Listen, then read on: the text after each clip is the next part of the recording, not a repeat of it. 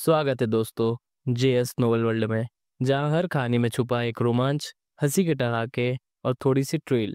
तो तैयार हो जाइए, क्योंकि अब शुरू होने वाला है एक नया किस्सा जो आपको ले जाएगा हंसी और रोमांच से भरी इस दुनिया में। पार्थ तलवार चलाने का अभ्यास कर रहा था। पास ही भाला चलाने के अभ्यास के बाद विश्राम कर रहे विजय और अन्य लोगों के चेहरे पर लालसा का भाव था। पार्थ भाई फिर से तलवारबाजी सीख रहे हैं। हाँ, वह कितने सारे युद्ध कौशल सीख पाते हैं, ये कमाल है। काश हम में उनकी आधी समझ भी होती। आधी नहीं, चौथाई ही मिल जाए तो बहुत है, विजय ने धीमी आवाज में कहा। गगन ने भी उधर देखा, उसकी आंखों में एक जटिल भाव था। ये लड़का, क्या उसने पहले से ही भाला चलाना नहीं सीख लिया है? अब क्या उसे तलवार चलाना भी सीखना होगा? अगर मुक्केबाजी को भी गिने तो उसने कितनी चीजें सीख ली हैं। सबसे निराशाजनक बात यह थी कि उसका तीरंदाजी कौशल सबसे ज्यादा डरावना था। दोपहर के दृश्य को याद करके उसे भी कंपकंपी महसूस हुई। नहीं, मुझे भी और कड़ी मेहनत करनी होगी। उसने मुट्ठी भींच ली। इन दिनों के प्रशिक्षण और पर्याप्त भोजन के साथ उसे लगा कि शायद अगले 1-2 दिन में वह 100 पाउंड बल से धनुष खींच पाएगा। गुरदीप और अरुण भी पूरे जोश में थे। आखिरकार जब ये युवा इतना परिश्रम कर रहे थे तो वे उनसे खराब प्रदर्शन कैसे कर सकते थे? पार्थ अपने आसपास की हर चीज से बेखबर पूरी तरह से तलवार तकनीक के प्रशिक्षण में डूबा हुआ था। मूल तलवार तकनीक का कौशल स्तर 0.3% की दर से लगातार बढ़ रहा था। आधा घंटा बीत गया, उसके कपड़े पसीने से भीग गए। 1 घंटा बीत गया, मानो उसने पानी में स्नान कर लिया हो। हाँफ हाँफ, पार्थ हाँफ रहा था। 1 घंटे तक लगातार तलवार चलाना उसके लिए भी थकाऊ था। सौभाग्य से मूल तलवार तकनीक को स्तर बढ़ाने के लिए ज्यादा कौशल स्तर की जरूरत नहीं थी। एक और नीचे की ओर वार करने के बाद एक हल्की सी गर्म धारा फिर से उठी।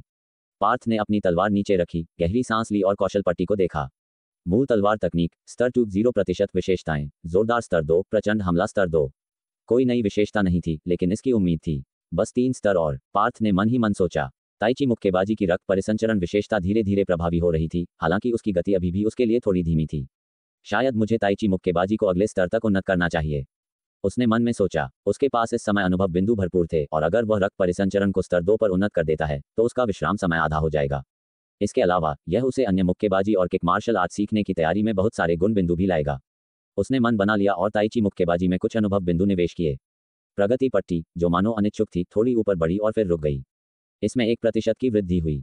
बुरा नहीं है, पार्थ ने सिर हिलाया। इसे केवल 100 बिंदुओं की जरूरत थी, इसलिए उसने बिना झिझके 99 अनुभव बिंदु निवेश कर दिए। तुरंत ही उसकी हड्डियों से एक कंपन की आवाज उठी और एक गर्म धारा उसके शरीर में उमड़ उठी। हालांकि पिछली बार की तुलना में यह बहुत शांत था। इसके अलावा और कुछ प्रकट नहीं हुआ। पार्थ ने थोड़ा भौहें सिकुड़ी और कौशल पट्टी को देखा।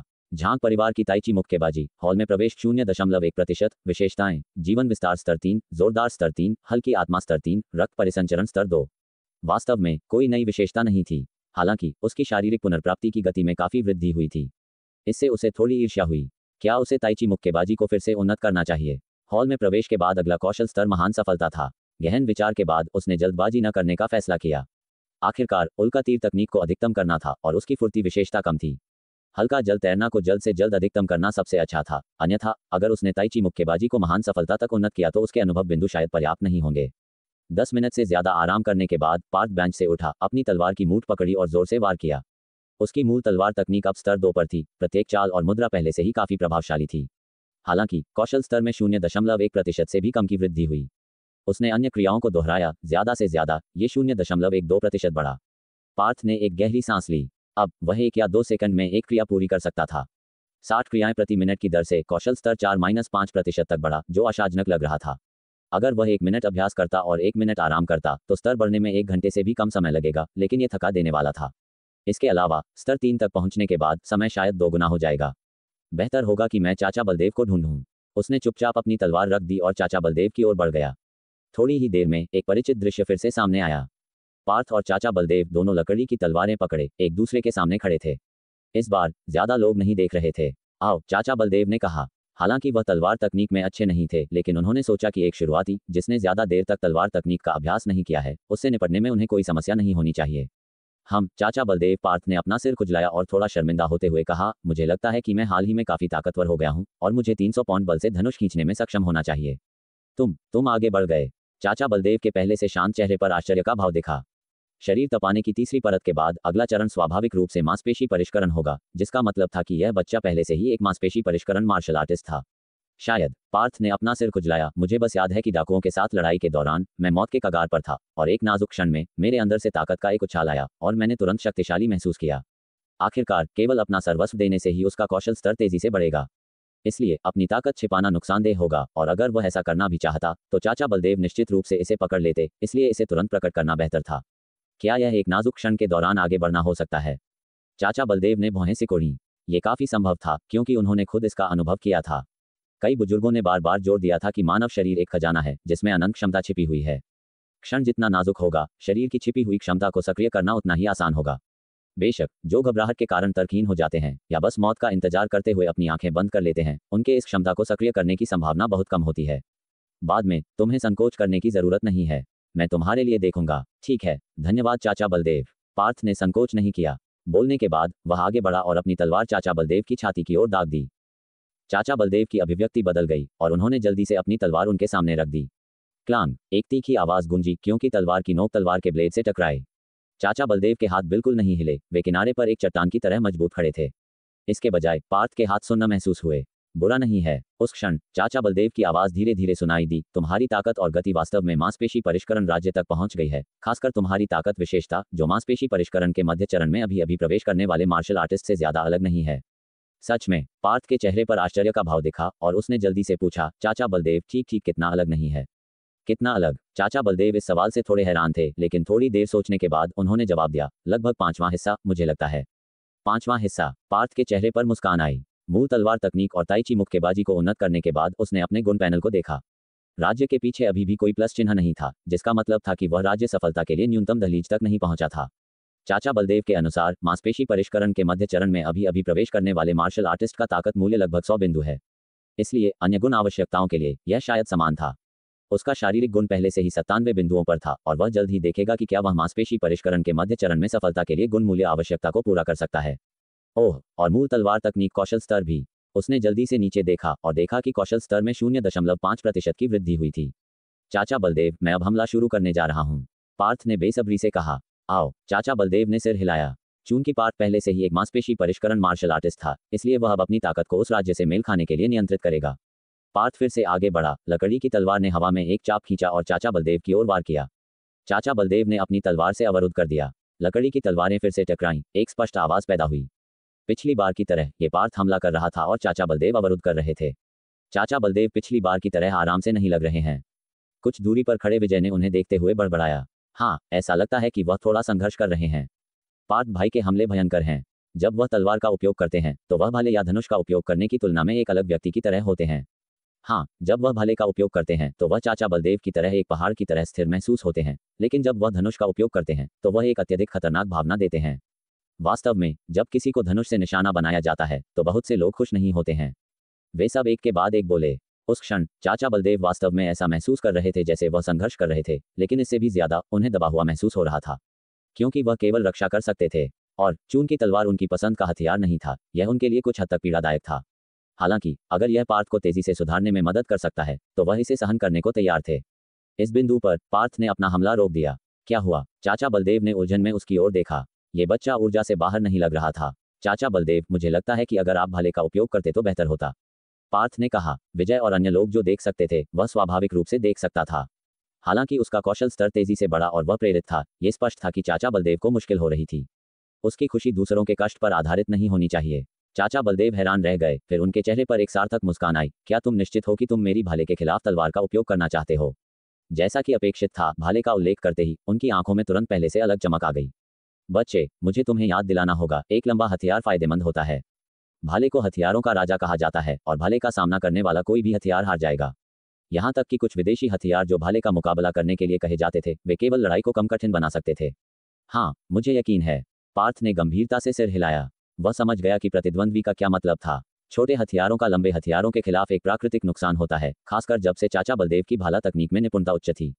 भले ही उसकी मूल तलवार तकनीक केवल स्तर 2 पर थी, स्तर 5 पर भी उसे शायद बुरी तरह से पीटा जाएगा, लेकिन वह मजबूत बन सकता था। इतना काफी था। ठीक है, चूंकि तुम आग्रह करते हो, मैं भाले का उपयोग करूंगा। चाचा बलदेव के चेहरे पर एक मुस्कान आई। तो दूसरों की अप्रत्याशित निगाहों के तहत चाचा बलदेव ने 3 मीटर से ज्यादा लंबे भाले पर स्विच कर दिया। इसे देखकर गुरदीप और अन्य लोग भी पार्थ के लिए चिंतित थे। क्या ये सिर्फ मार खाने के लिए कहना नहीं था? आओ, अपनी हंसी को रोके हुए चाचा बलदेव ने कहा, मैं शरीर तपाने की पहली परत की ताकत का उपयोग करूंगा और अगर तुम मुझे मार सकते हो तो तुम जीत जाते हो। ठीक है। पार्थ की लड़ने की भावना तेज हो गई। हालांकि जैसे ही वह आगे बढ़ा, उसने हवा में एक तेज आवाज सुनी। उसने जल्दी से अवरुद्ध करने के लिए अपनी तलवार उठाई। क्लांग। पार्थ ने भाले को हटा दिया, दायरे के अंदर आने की कोशिश की, लेकिन अगले ही पल भाले की नोक पहले से ही उसकी ओर आ रही थी। Klang Klang Klang Klang. तीखी आवाजों की एक श्रृंखला गूंजी। पार्थ को एहसास हुआ कि वह 1 इंच भी आगे नहीं बढ़ सकता। इतना ही नहीं, उसके हाथ कंपन से थोड़े सुन्न हो गए थे। दूसरी ओर 3 मीटर दूर चाचा बलदेव एक शांत और आराम की अभिव्यक्ति के साथ थे। पार्थ के वर्तमान तलवार कौशल के साथ अगर वह एक वार करना चाहता था तो इसमें 5 या 6 से ज्यादा चालें लगेंगी, लेकिन ये बस बहुत धमकाने वाला था। चाचा बलदेव को थोड़ा शर्मिंदा महसूस हुआ और उन्होंने 2 बार खांसा। कहा, छोटू पार्थ, क्या मुझे तलवार का उपयोग करने के लिए वापस जाना चाहिए? नहीं। पार्थ चौंक गया और जल्दी से कहा, चाचा बलदेव, कृपया मत करो। चाचा बलदेव ने अनिच्छा से कहा, लेकिन यह वास्तव में तुम्हारे लिए अनुचित है। पार्थ ने दृढ़ता से जवाब दिया, चाचा बलदेव, मार्शल आर्टिस्ट की लड़ाइयां अखाड़े की प्रतियोगिताओं की तरह नहीं होती हैं। निष्पक्षता जैसी कोई चीज नहीं होती है। इसके अलावा परिस्थिति जितनी प्रतिकूल होती है, विकास उतना ही तेज होता है। ठीक है। चाचा बलदेव उनके शब्दों से प्रभावित हुए और पार्थ की आंखों में दृढ़ संकल्प देखा। उन्होंने मन ही मन सोचा, शायद ये निर्भीक दृढ़ संकल्प ही है जिसने उन्हें इतनी तेजी से प्रगति करने की अनुमति दी है। तो चलो जारी रखते हैं। पार्थ ने सिर हिलाया और गुप्त रूप से राहत महसूस की। हालांकि उन्हें लगातार दबाया जा रहा था और यह वास्तव में निराशाजनक था, उनकी मूल तलवार तकनीक का कौशल स्तर स्पष्ट रूप से सुधर रहा था। 12.1%, 12.8%, 13.4%। प्रत्येक अवरोध ने उनके कौशल स्तर को लगभग 0.7% तक बढ़ा दिया, और सबसे नाटकीय सुधार तब हुआ जब चाचा बलदेव ने 5 या 6 लगातार वार किए, जिससे उनका कौशल स्तर कुछ ही सेकंड में 5.5% तक बढ़ गया। अगर चाचा बलदेव एक तलवार पर स्विच करते तो उनकी गति बहुत धीमी होती। पार्थ ने एक गहरी सांस ली, अपनी लड़ने की भावना को फिर से जगाया और फिर से आगे बढ़ा। उनके ब्लेडों के टकराने की आवाज लगातार गूंजती रही। 10 मिनट से भी कम समय में पार्थ ने अपने अंदर एक गर्म धारा उठती महसूस की, लेकिन इससे पहले कि वह इसे पूरी तरह से अनुभव कर पाता, ये गायब हो गई। मूल तलवार तकनीक स्तर 3, 0% विशेषताएं, जोरदार स्तर 3, प्रचंड हमला स्तर 3। मूल तलवार तकनीक का स्तर बढ़ गया था, लेकिन कोई नई विशेषता अनलॉक नहीं हुई थी। हालांकि स्तर 3 प्रचंड हमला विशेषता ने उसकी तलवार की गति को काफी दोगुना कर दिया, जो एक काफी ठोस सुधार था। क्या हुआ? चाचा बलदेव ने पार्थ की संक्षिप्त झिझक पर ध्यान दिया और चिंता से पूछा, क्या तुम्हें विश्राम की जरूरत है? जरूरत नहीं है। पार्थ मुस्कुराया। जिस गति से उसकी मूल तलवार तकनीक सुधर रही थी, उससे हैरान था। ऐसा लगा कि वह आज रात अपना लक्ष्य हासिल कर सकता है और शायद 1 या 2 स्तर और आगे बढ़ सकता है। एक उच्च मूल तलवार तकनीक स्तर के साथ उसकी खेती तकनीक को सिद्ध करने में लगने वाला समय बहुत कम होगा। चाचा बलदेव, मैं आ रहा हूं। जैसे ही वह बोला, वह फिर से आगे बढ़ा। चाचा बलदेव का लंबा भाला हिला क्योंकि उसने पार्थ की छाती की ओर धकेल दिया। एक तीखी आवाज आई। पार्थ ने लंबा भाला हटा दिया और एक तेज कदम आगे बढ़ाया, उनके बीच की दूरी को 3 मीटर से लगभग 2.5 मीटर तक कम कर दिया। हो! चाचा बलदेव ने अपनी आंखों में आश्चर्य का एक संकेत दिखाया। क्या ये बच्चा अपने ब्लेड के साथ तेज हो गया था? इसने उन्हें पिछली बार याद दिलाया जब उन्होंने पार्थ के साथ झगड़ा किया था, और बाद वाला भी उनके द्वंद्व के दौरान सुधरता रहा था। लेकिन फिर भी ये सोचना कि वह उनके आंतरिक दायरे को तोड़ देगा, बहुत महत्वाकांक्षी था। उन्होंने अपने भाले को थोड़ा पीछे खींचा और तुरंत तेज धक्का की एक श्रृंखला शुरू कर दी। पार्थ ने उन्हें दूर करने के लिए संघर्ष किया, उन सभी को अवरुद्ध करने में सफल रहा। केवल खुद को चाचा बलदेव से 3 मीटर से ज्यादा दूर धकेल दिया गया। मुझे अभी भी दूरी कम करने की जरूरत है। पार्थ ने कौशल पट्टी से अपना ध्यान हटा दिया। चाचा बलदेव के भाले के खिलाफ पिछले अवरोध ने उसके कौशल स्तर को केवल 0.3% तक बढ़ाया था, जो सामान्य राशि के आधे से भी कम था। लेकिन जब वह आधा मीटर करीब आने में सफल रहा, तो प्रत्येक अवरोध ने उसके कौशल स्तर को लगभग 1% तक बढ़ा दिया। क्या होगा अगर वह दूरी को 2 मीटर या यहां तक कि 1 मीटर तक कम कर दे? क्या कौशल स्तर में वृद्धि और भी अधिक नहीं होगी? बेशक, चाचा बलदेव को अप्रत्याशन करने के लिए झांसा देना काम नहीं करेगा।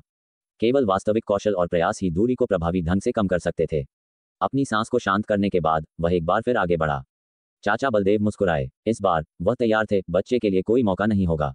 1 मिनट, 10 मिनट, 20 मिनट बीत गए और लगभग हर बार जब पार्थ आगे बढ़ा तो उसे 3 मीटर पर रोक दिया गया। वह एक छोटा कदम भी करीब नहीं ले पाया।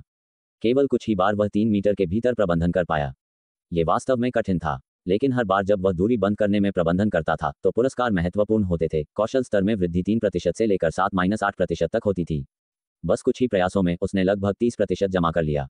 Klang Klang Klang. भाले की नोक ब्लेड से टकराए और पार्थ को कई कदम पीछे धकेल दिया गया। उसकी आंखों में निराशा का एक संकेत दिखा।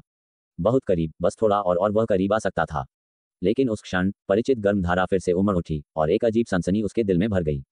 पार्थ खुशी से भर गया। इसमें कोई संदेह नहीं था कि मूल तलवार तकनीक का स्तर फिर से बढ़ गया था और ऐसा लगा कि उसने एक नई विशेषता अनलॉक कर दी है। मूल तलवार तकनीक स्तर 4, 0% विशेषताएं, जोरदार स्तर 4, प्रचंड हमला स्तर 4, प्रचंड स्लेश स्तर 1। प्रचंड स्लेश, प्रत्येक स्तर की वृद्धि तलवार की शक्ति को 30% तक बढ़ाती है। मैं समझा। पार्थ ने अपनी पकड़ को समायोजित किया और यहां तक कि अपनी समग्र मुद्रा को भी सूक्ष्म रूप से बदल दिया। एक हमला करने के लिए तैयार एक बाघ जैसा लग रहा था। चाचा बलदेव ने आंखें सिकुड़ी। उस क्षण पार्थ में किसी और का एक संकेत देखा। वह व्यक्ति उनका एक दोस्त था जो तलवार तकनीक में कुशल था, चाहे वह एकल, दोहरा या लंबी तलवार हो। लेकिन उनकी विशेषता तलवार और ढाल कौशल थी। 10 मुठभेड़ों में भी चाचा बलदेव अपने लंबा भाले के साथ अधिकतम 7 ही जीत सकते थे। अक्सर ड्रॉ या 6 जीत और 4 हार होती थी। तंग स्थानों में परिणाम अलग हो सकते थे।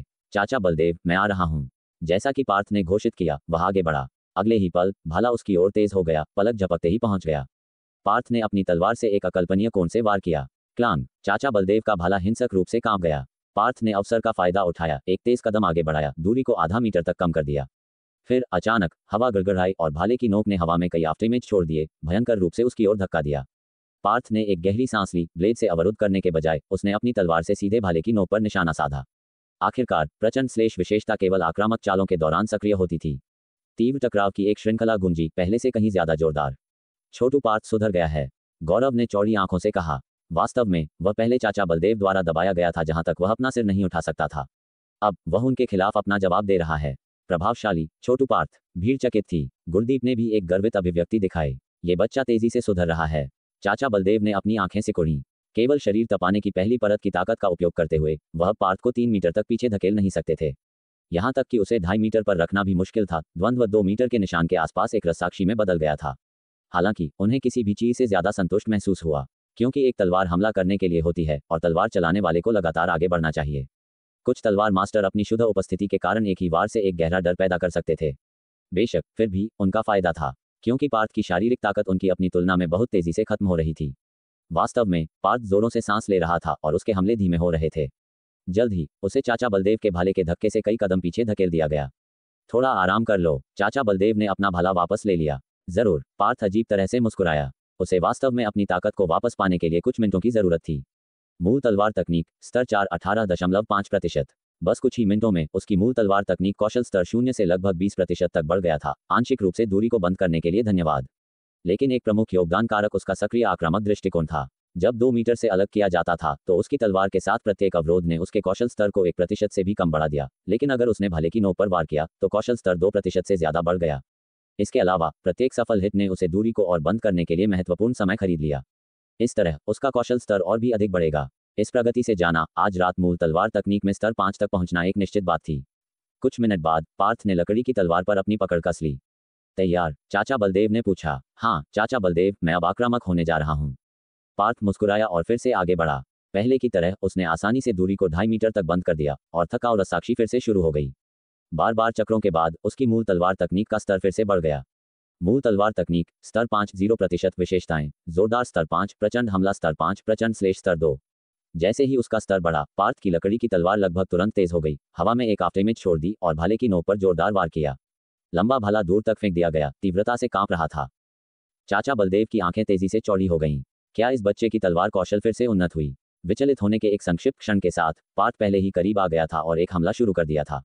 लगभग 2 घंटे के बाद ये चाचा बलदेव पर वार करने का उनका पहला वास्तविक मौका था। बाद वाला शांत रहा, अपने भाले को अपने सामने क्षैतिज रूप से स्थित किया। क्लांग, तलवार की नोक तुरंत अवरुद्ध हो गई। पार्थ को आश्चर्य नहीं हुआ और उसने एक धक्का से एक स्लेश में स्विच कर दिया। चाचा बलदेव ने अपना सिर पीछे झुका लिया और आने वाले स्लेश को अवरुद्ध करने के लिए अपना भाला उठाया। हालांकि ये हर किसी के लिए स्पष्ट था कि अब भूमिकाएं उलट गई थीं। चाचा बलदेव ने भाले की नोक से पार्थ को पीछे धकेलने की कोशिश की, लेकिन बाद वाले ने उन्हें कोई मौका नहीं दिया। प्रत्येक वार तेज और लगातार था। जैसे जैसे लड़ाई जारी रही, वह बहादुर होता गया। क्या चाचा बलदेव हारने वाले नहीं हैं? विजय का मुंह खुला रह गया। ऐसा लगता है, जोहेब हकलाया। जबकि एक लंबा हथियार फायदेमंद हो सकता है, एक छोटा हथियार अधिक फुर्ती प्रदान करता है। पार्थ भाई कमाल के हैं। ऐसा लगता है कि चाचा बलदेव मुश्किल से ही अपना मैदान पकड़ पा रहे हैं। कितना समय हुआ है? बस एक पल पहले पार्थ भाई को बुरी तरह से पीटा जा रहा था। वास्तव में वह दृश्य अभी भी उनके दिमाग में ताज़ा था, और अब एक पूरी तरह से 180 डिग्री का उलटफेर हुआ है। अगर व्यक्तिगत रूप से देखा नहीं जाता तो यह अकल्पनीय होता। कुछ दूरी पर गगन भी अवलोकन कर रहा था, अनजाने में अपनी मुट्ठी भींच रहा था, एक विशाल दबाव महसूस कर रहा था। इस लड़के का तीरंदाजी कौशल पहले ही उससे आगे निकल गया था और अब उसका तलवार कौशल भी प्रभावशाली था, और उसने अभी अभी इसका अभ्यास शुरू किया था। अगर कभी ऐसा दिन आया जब वे करीबी क्वार्टर में लड़े तो क्या वह रक्षाहीन नहीं होगा? नहीं, मुझे भी एक छोटे हथियार से प्रशिक्षण लेने की जरूरत है। उसने मन बना लिया। ठीक है, मैं हार मानता हूँ। चाचा बलदेव दायरे से बाहर कूद गए, अजीब तरह से मुस्कुराते हुए। पार्थ क्षण भर के लिए हक्का बक्का रह गया, फिर इसे सुनकर शर्माते हुए मुस्कुराया। चाचा बलदेव, आप दयालु हो रहे हैं। मैंने केवल उच्च राज्य का फायदा उठाया। आखिरकार चाचा बलदेव केवल शरीर तपाने की पहली परत की ताकत का उपयोग कर रहे थे। अगर उन्होंने शरीर तपाने की दूसरी या तीसरी परत का उपयोग किया होता तो परिणाम बताना मुश्किल होता, या पार्थ ने बिल्कुल भी वार नहीं किया होता। ये पूरी तरह से सच नहीं है। चाचा बलदेव ने सिर हिलाया। तुम्हारी प्रगति वास्तव में तेज है, यह काट्य है। पार्थ हंसा और उत्सुकता से अपनी कौशल पट्टी की जांच की। छायाहीन तीव्र ब्लेड अधूरा, पूरी तरह से अनभिज्ञ 0%। संग्रहण प्रगति 36%। पूर्णता आवश्यकताएं, शरीर तपाने की तीसरी परत, मूल तलवार तकनीक स्तर 5 पहुंच गया। पूर्णता समय 24 घंटे, पूर्णता की पुष्टि करें। एक दिन, पार्थ ने सोचा। यह न तो बहुत लंबा था और न ही बहुत छोटा। फिर भी जितना जल्दी हो उतना अच्छा। इस पर विचार करते हुए उसने चाचा बलदेव की ओर देखा और पूछा, चाचा बलदेव, क्या हम जारी रखें?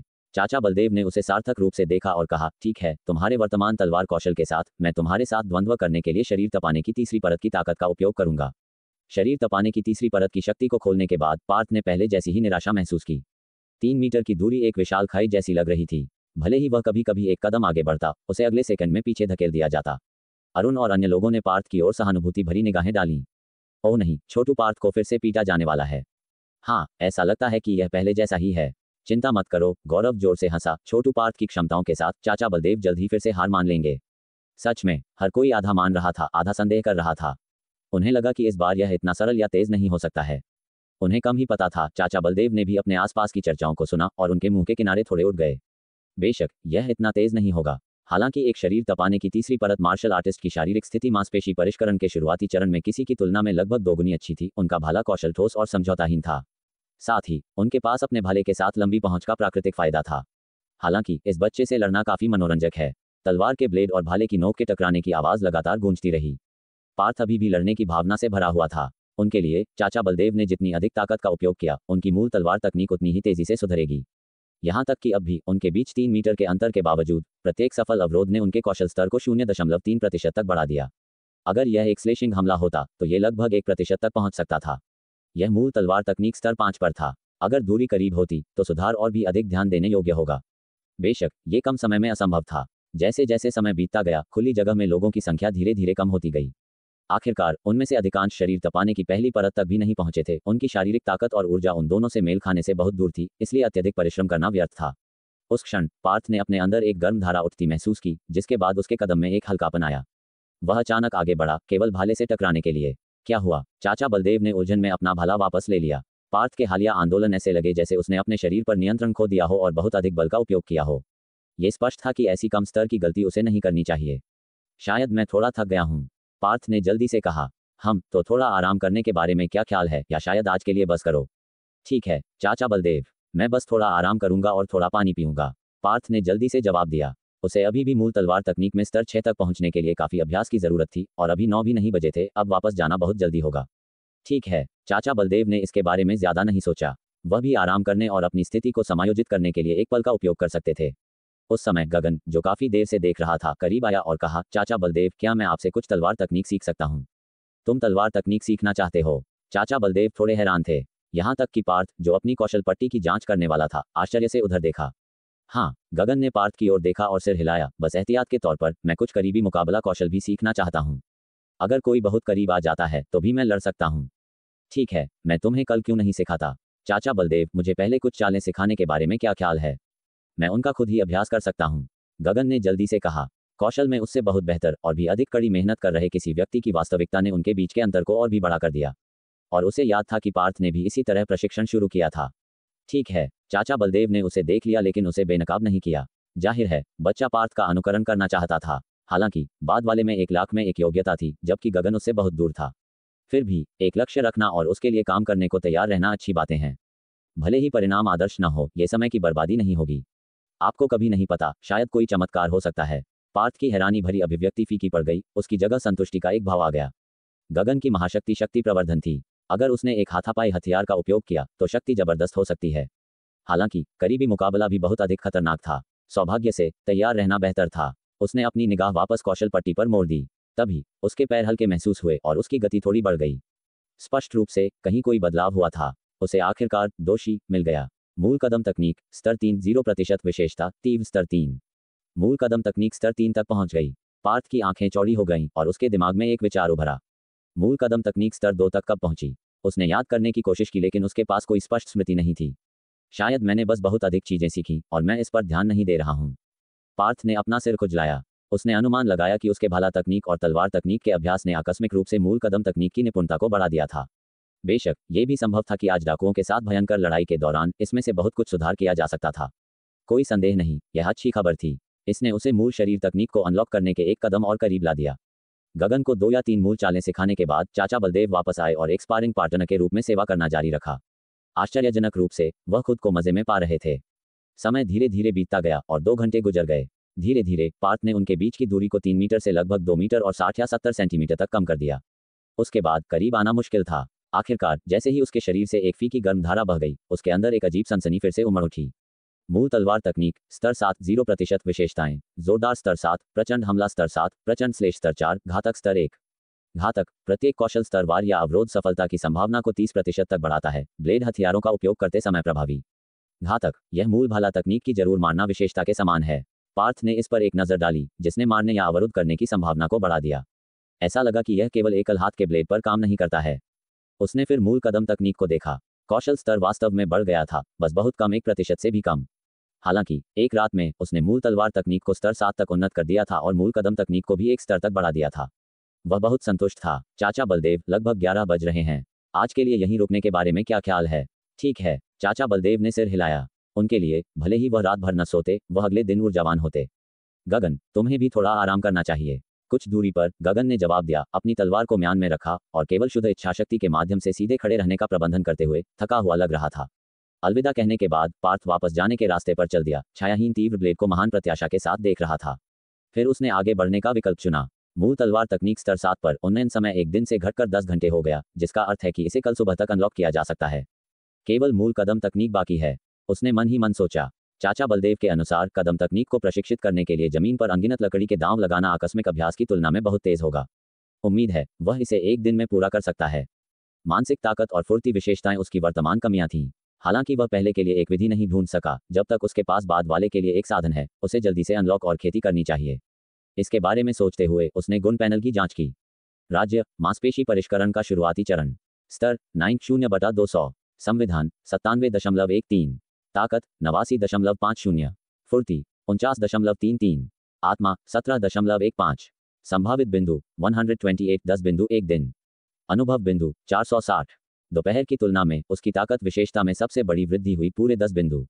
संविधान 5 बिंदु, फुर्ती विशेषता भी 4 बिंदुओं से बढ़ी। अभी भी दहलीज से कुछ बिंदु कम है। पार्थ ने गुण पैनल को देखा, कोई प्लस चिन्ह नहीं देखा। भले ही मैं दहलीज तक पहुंच जाऊं, मैं 100% निश्चितता के साथ सफलता प्राप्त करने में सक्षम नहीं हो सकता हूं। मेरी फुर्ती विशेषता अभी भी थोड़ी कम है। कड़ी मेहनत करते रहो, तीरंदाजी को भी मत भूलो। दोपहर की लड़ाई के बाद मूल तीरंदाजी में उसकी निपुणता बढ़ गई थी। वर्तमान में वह स्तर 9 तक पहुंचने से 30% से भी कम दूर था। एक बार स्तर 9 पर वह नई विशेषताएं अनलॉक करने की संभावना है, लेकिन उससे पहले उसे सौभाग्यगढ़ का दौरा करने और स्थिति का आकलन करने की जरूरत थी। मुझे उम्मीद है कि कुछ फायदे होंगे। पार्थ ने धीरे से आह भरी। अगले दिन भोर में उसका छोटा भाई चेतन अभी भी बिस्तर पर था, जबकि पार्थ चुपचाप उठा और मुख्य हॉल में गया।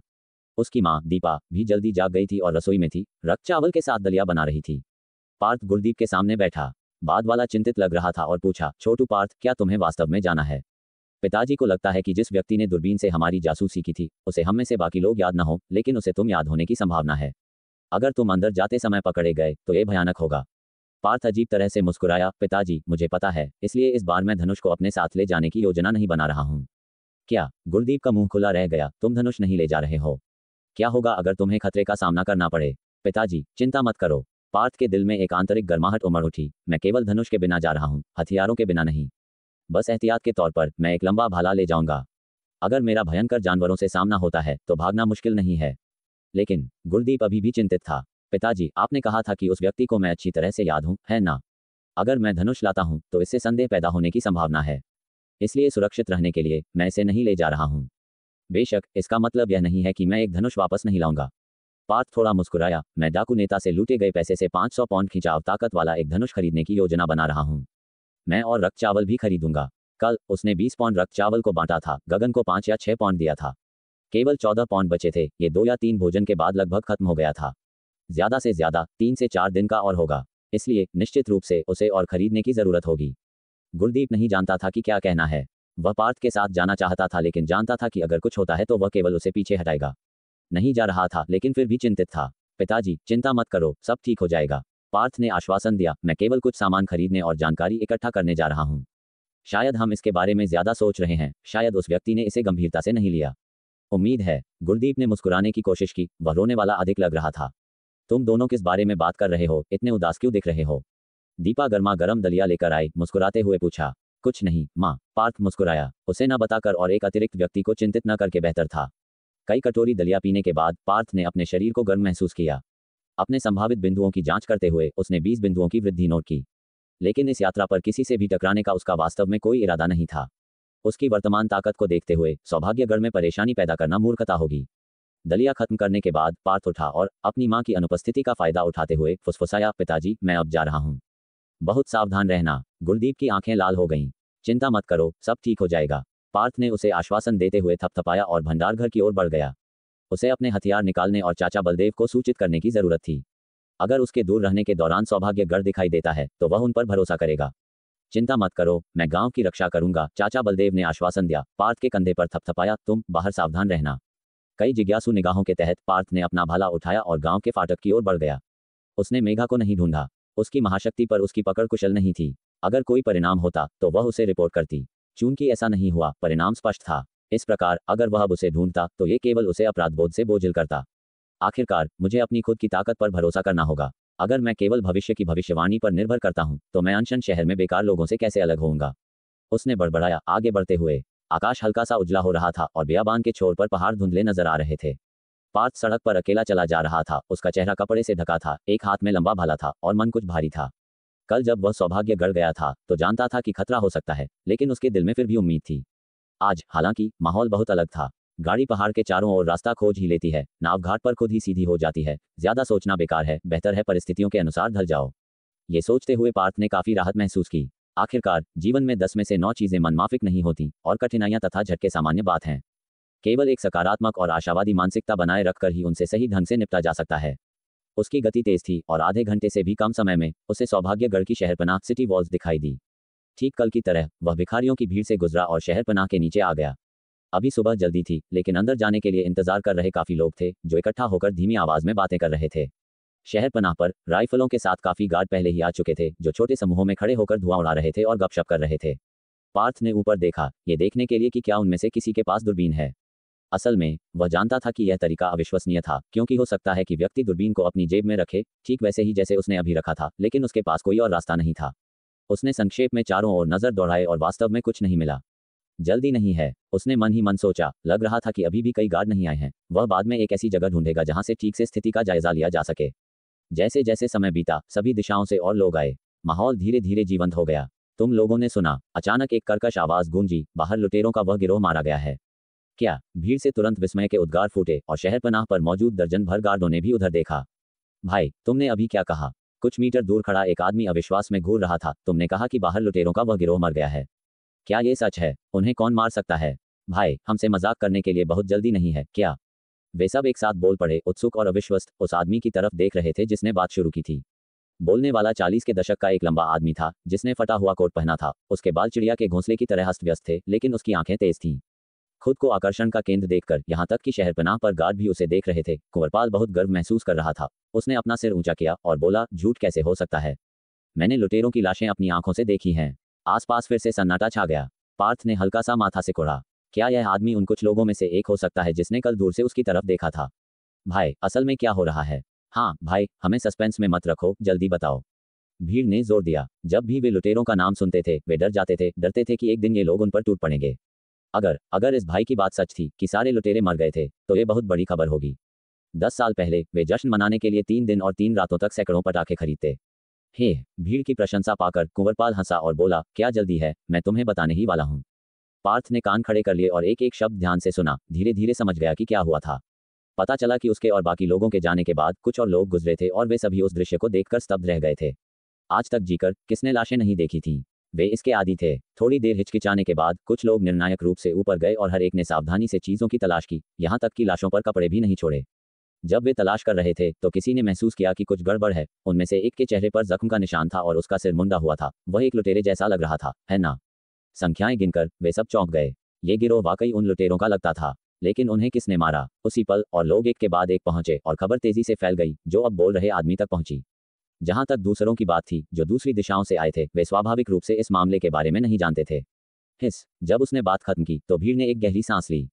तो वह लुटेरे वाकई वाकई मर गए। किसी को विश्वास नहीं हुआ। कुंवरपाल ने नाराजगी से कहा, मैंने अपनी आंखों से देखा, क्या मैं तुमसे झूठ बोलूंगा। 30 से ज्यादा लाशें थीं और उनमें से एक गंजा था। ये सही है, संख्याएं मिलती हैं। उसके बगल में किसी ने सहमति जताई, और उस लुटेरे गिरोह का मुखिया वाकई गंजा था। मुझे लगता है कि उसका उपनाम बलवंत था। हाँ हाँ, मैंने तो उस गिरोह को घोड़े पर सवार होकर किसी का पीछा करते हुए मेरे पास से गुजरते हुए भी देखा था। मुझे इतना डर लगा कि मेरे पैर कांपने लगे। मैंने सोचा कि मैं तो गया। तो वह लुटेरे वाकई मर गए। एक बार फिर माहौल में सन्नाटा छा गया। ऐसा नहीं था कि भीड़ को विश्वास करने की इच्छा नहीं थी, बस खबर बहुत अचानक थी। बेशक वे मर गए। कुंवरपाल की आवाज गूंजी, जो भी हो, आज से तुम्हें अब लुटेरों का सामना करने की चिंता नहीं करनी पड़ेगी। अगर यह सच है तो ये बहुत अच्छा होगा। हाँ, मैं सोचता हूँ कि किस दयालु व्यक्ति ने सभी लुटेरों को मार डाला, वाकई एक महान व्यक्ति। हाँ हाँ, भीड़ ने बार बार सिर हिलाया। पार्थ हंसना चाहता था। वह महान व्यक्ति जिसका वे जिक्र कर रहे थे ठीक उनके सामने खड़ा था।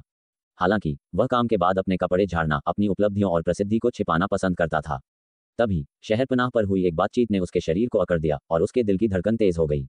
बलवंत का गिरोह मारा गया। असंभव है ना? एक गार्ड को संदेह हुआ। वे लोग बहुत चालाक हैं। वे केवल कमजोर को निशाना बनाते हैं और ताकतवर से बचते हैं।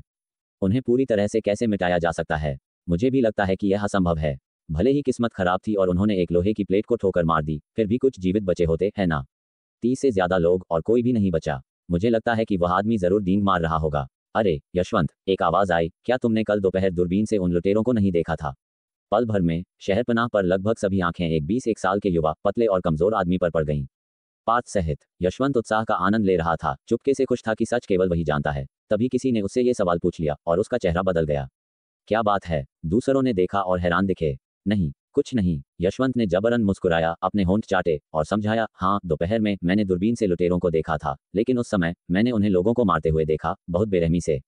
मैं इतना डर गया कि मेरा चेहरा पीला पड़ गया। मैंने देखना जारी रखने की हिम्मत नहीं की। अब भी उसके बारे में सोचकर डर लगता है। ओह, समझा। जिसने पूछा था उसने माफी मांगी। माफ करना यशवंत, मुझे कल दोपहर के बारे में तुम्हें नहीं पूछना चाहिए था। यशवंत, तुम्हारे अंकल सुधीर का कोई बुरा इरादा नहीं था। उन्होंने बस यूं ही पूछा था, दिल पर मत लेना। कोई बात नहीं अंकल सुधीर, ये कुछ नहीं है। यशवंत मुस्कुराया, सब लोग आमतौर पर मेरा ख्याल रखते हैं, मैं इसे दिल पर क्यों लूंगा? हा हा हा हा। सभी गार्ड हंस पड़े। लगता है लुटेरों की घटना उसके बाद हुई होगी। हाँ, शायद जैसा यशवंत ने कहा, वह लुटेरे बहुत क्रूर थे और एक माहिर व्यक्ति इसे बर्दाश्त नहीं कर सका और उन सभी को मार डाला। मुझे उम्मीद है, धिक्कार है, वह लुटेरे मक्खियों के झुंड की तरह थे, भिनभिनाते रहते थे। यह अच्छा है कि वे मर गए, इससे दूसरों को उनके नुकसान से बचा लिया। उनके मरने से दूसरे लुटेरे कुछ समय के लिए आने की हिम्मत नहीं करेंगे। शांति होनी चाहिए। बस यह नहीं पता कि उन लुटेरों के घोड़े कहाँ गए। किसी के शब्दों ने माहौल को फिर से शांत कर दिया। यशवंत का दिल गले में आ गया। उसने आवाज करने की हिम्मत नहीं की, कहीं वह संदेह न पैदा कर दे। शायद उन्हें मारने वाले व्यक्ति ने ले लिया होगा। किसी ने गहरी सांस ली। हाँ, अगर मैं होता तो मैं भी वह घोड़े जरूर लेता। बहुत पैसे के लायक हैं। बहुत पैसे से ज्यादा के लायक। 30 से ज्यादा लोग, 30 से ज्यादा घोड़े, लाखों की कीमत, 2 स्नाइपर राइफल खरीदने के लिए काफी। उनके साथ एक मध्यम स्तर के भयंकर जानवर का सामना करना तो जैकपॉट होगा। अरे, इन बातों को कहने का क्या फायदा, इससे हमें कोई मतलब नहीं है। हाँ, दरवाजे खुल रहे हैं, चलो वापस चलते हैं। नहीं तो अगर डिप्टी कप्तान हमें देखेगा तो वह फिर से हमें डांटेगा। उन्होंने बात खत्म की और अपनी अपनी जगह पर चले गए। उनमें से एक नुकीली ठुड्डी वाला आदमी गहरी संदेह भरी नजरों से यशवंत की पीठ को घूर रहा था। क्या ये बच्चा सच कह रहा था? इतना संयोग, उसने लुटेरों को लोगों को मारते देखा और फिर लुटेरे मारे गए। या वह झूठ बोल रहा था? क्या उसने लुटेरों को मारे जाते देखा लेकिन ये बताने की हिम्मत नहीं की कि यह किसने किया? वह क्यों नहीं बताएगा? वह हैरान था। शहरपनाह के नीचे पार्थ ने यशवंत पर गहरी नजर डाली, फिर ऐसे दिखावा किया जैसे कुछ नहीं हुआ और लाइन के पीछे चला गया। तो वह तुम थे? उसे लगा जैसे उसने अभी अभी धुंध को साफ किया है और चोटियों को देखा है।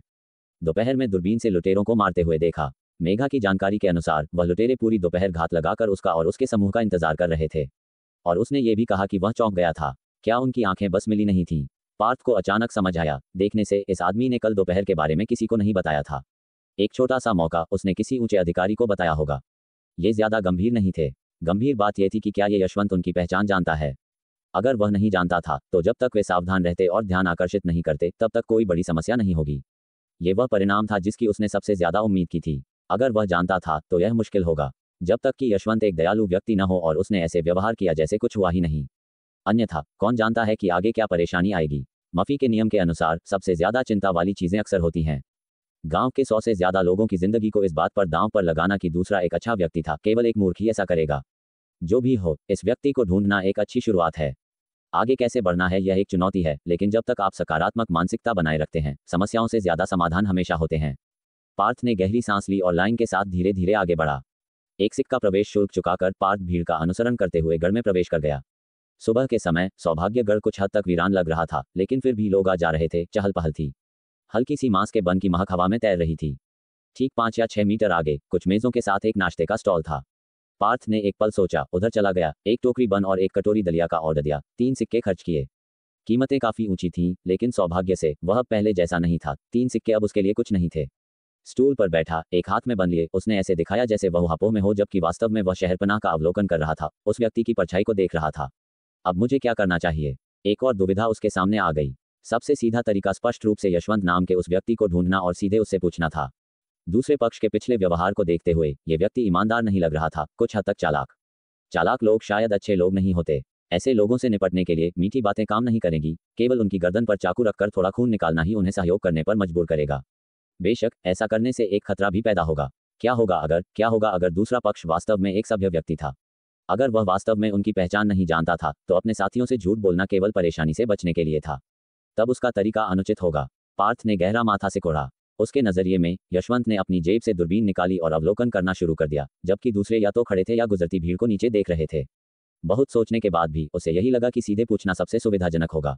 वह एक बदमाश होने का नाटक करेगा, उसे धमकाएगा, पूछेगा कि लुटेरों के घोड़े कहाँ ले जाए गए। उसे भयंकर और डरावना होना होगा, और फिर दूसरे पक्ष की प्रतिक्रियाओं के आधार पर अगले कदम तय करने होंगे। उसके पास कोई और विकल्प नहीं था। मेघा दीदी के विपरीत उसे चीजों को एक एक करके देखना पड़ा। वह लगभग 1 घंटे तक वहीं बैठा रहा, और केवल इसलिए कि स्टॉल मालिक बंद करने वाला था, उसे जाना पड़ा। सौभाग्य से अब आसपास और भी लोग थे, जिनमें कुछ सड़क विक्रेता भी शामिल थे। वह पूरे दिन दीवार पर नहीं खड़ा रहेगा, है ना?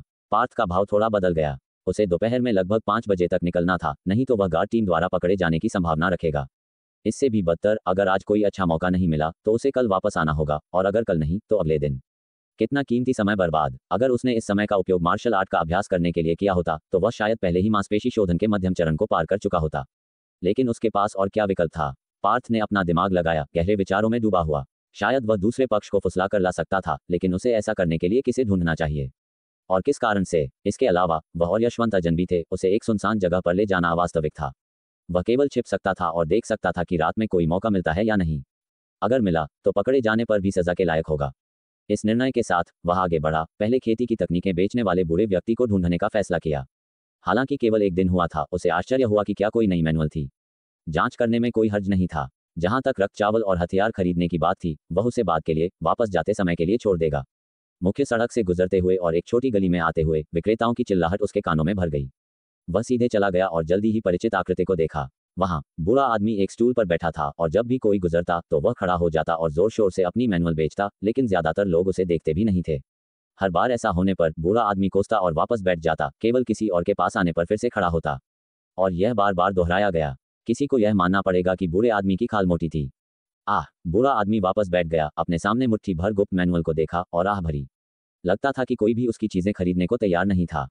ये सब उनकी गलती है, उसने गुस्से में सोचा। उसकी प्रतिष्ठा को उस हद तक बर्बाद कर दिया कि उसे एक नई जगह ढूंढनी पड़ेगी। लेकिन आजकल रहने की जगह मिलना आसान नहीं था। बाहर के छोटे गांवों के लोग यहां रहने का सपना देखते थे। रुको, उसकी आंखें अचानक चमक उठी, ये याद करते हुए कि इस दुनिया में अभी भी अच्छे लोग थे, उस मूर्ख लड़के की तरह जो अकेला ऐसा व्यक्ति था जिसने उसकी सारी मैनुअल खरीदने की इच्छा रखी थी। अगर वह चला गया तो उसे फिर से ऐसा भोला भाला मूर्ख कहाँ मिलेगा? बूढ़े आदमी ने गहरी सांस ली, पहले ही अपने सरल दिमाग ग्राहक को याद कर रहा था। श्रीमान। तभी एक आवाज ने उसे लगभग 3 फीट हवा में चौंका दिया। युवा, तुम? बूढ़ा आदमी आंखें फाड़कर घूर रहा था, उसके होंठ कांप रहे थे जब उसने पार्थ को देखा।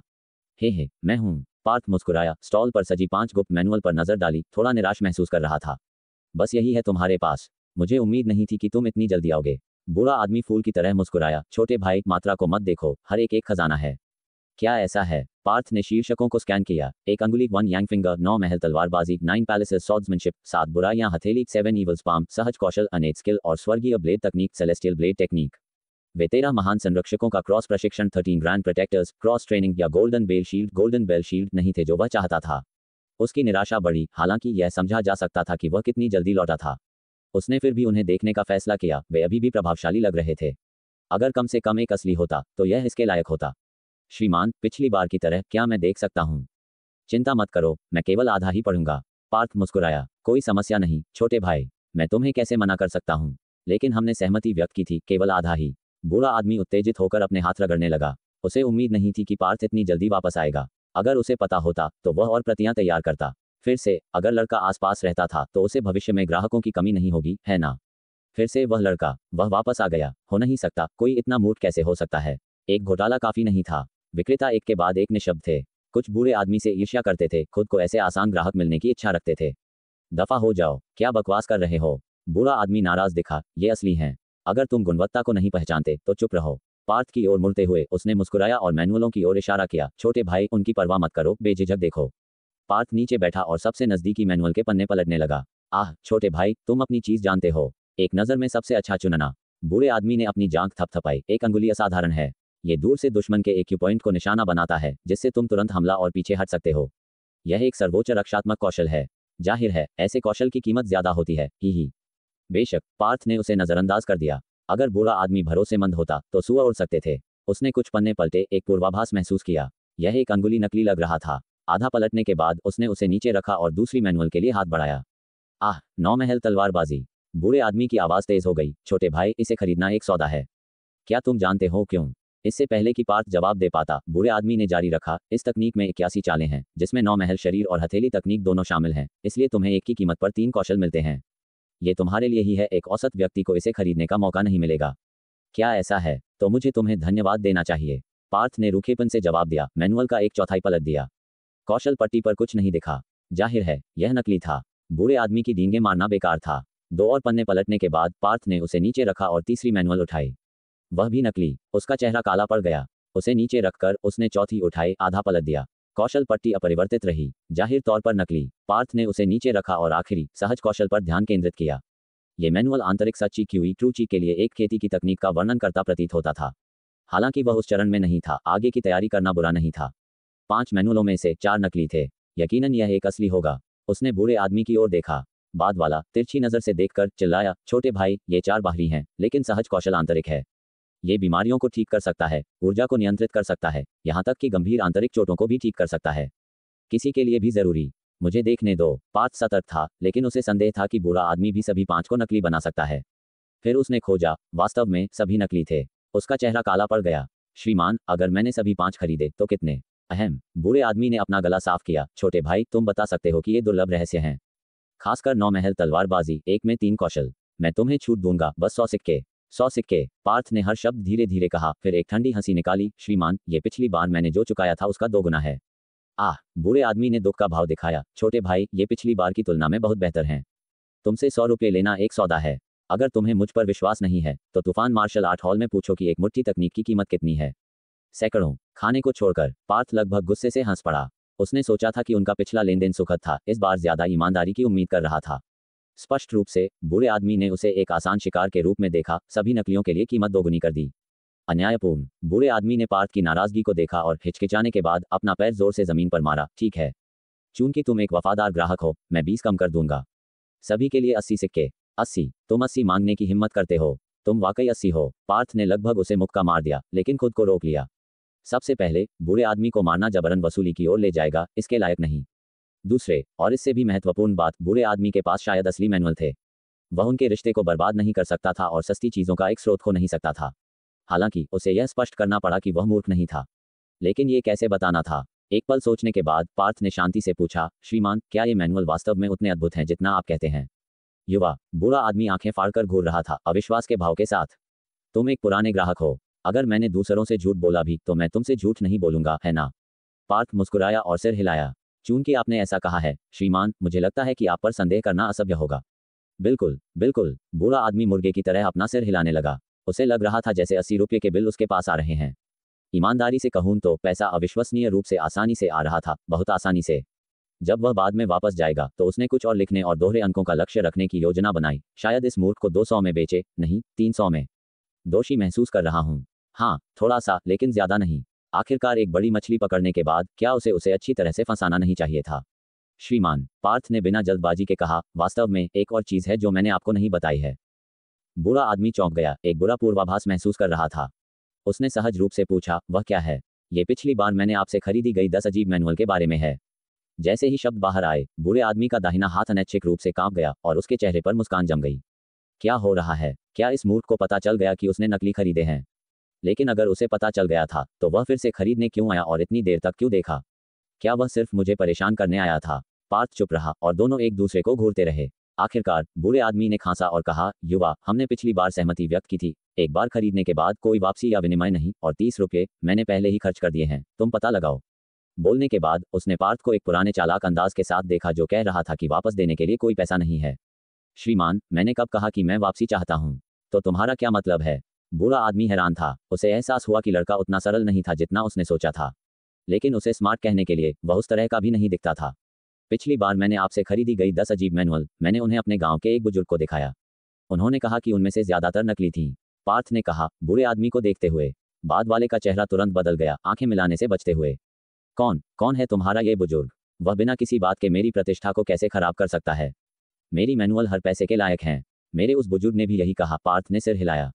उन्होंने कहा कि जबकि ज्यादातर नकली हैं, 2 असली हैं, हालांकि अधूरी हैं, लेकिन वे महंगी नहीं हैं, ये कीमत के लायक है। बूढ़े आदमी के होंठ फड़फड़ाए। उसकी तकनीकें निश्चित रूप से अधूरी थीं और वह व्यक्ति एक अभ्यासी जैसा लगता था। जिज्ञासावश उसने पूछा, तुम्हारे बुजुर्ग ने कौन सी 2 का जिक्र किया? छाया रहित तेज ब्लेड, शैडोलेस स्विफ्ट ब्लेड और हल्का पानी तैरता लाइटवेट वाटर फ्लोटिंग। पार्थ ने जवाब दिया। अहम। ये सुनकर बूढ़े आदमी ने खांसा, इनकार करना जारी रखा। युवा, वास्तव में मैं यहाँ जो भी मैनुअल बेचता हूँ वह असली है। तुम्हारे बुजुर्ग ने सिर्फ 2 की पहचान की। जैसे ही उसने बात खत्म की उसने आंतरिक रूप से राहत की सांस ली। इस मूर्ख का बुजुर्ग केवल इतना ही जानकार लगता था, केवल 2 को ढूंढ रहा था, जिसने उसके आत्मविश्वास को बढ़ाया। श्रीमान, मेरे बुजुर्ग एक प्रवेश बल एंट्री फोर्स मास्टर हैं, उनकी आंखें काफी तेज होनी चाहिए, है ना? बूढ़ा आदमी कांप गया। प्रवेश बल मास्टर? सौभाग्यगढ़ का गढ़ प्रमुख भी केवल एक मिंगजिन मार्शल आर्टिस्ट है। ये लड़का स्पष्ट रूप से एक छोटे गांव से वह एक प्रवेश बल मास्टर को कैसे जान सकता है? ऐसा व्यक्ति उसे चींटी को कुचलने जितना आसानी से मार सकता था। उसने एक सतर्क भाव दिखाया। पार्थ की आंखों में घूर रहा था, ये जानने की कोशिश कर रहा था कि क्या वह झांसा दे रहा था।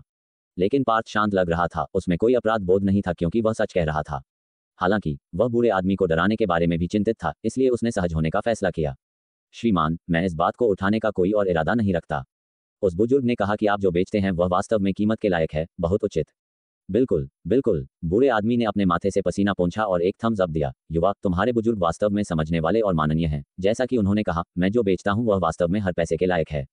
उसने एक वास्तविक राहत की सांस ली। इस मूर्ख को सुनकर, नहीं युवा, ऐसा लगा कि वह कोई परेशानी पैदा नहीं करने वाला था। भगवान का शुक्र है।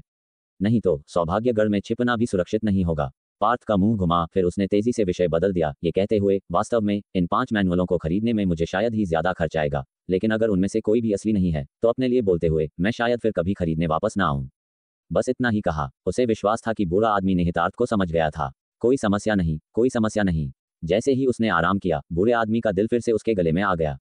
सुनने से अगर 5 में से कोई भी असली नहीं था तो प्रवेश बल मास्टर व्यक्तिगत रूप से उसे परेशान कर सकता था, और एकमात्र वित्तीय स्रोत खोना भी एक सिरदर्द था। शर्म की बात है, 5 में से कोई भी वास्तव में असली नहीं था।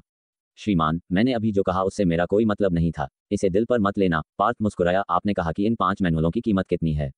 80, है ना? जैसे ही वह बोला उसने पैसे निकालने का इशारा किया। अरे! बूढ़े आदमी ने जल्दी से उसे रोक दिया, अजीब तरह से मुस्कुराते हुए। युवा, शायद तुम्हें अगली बार वापस आना चाहिए।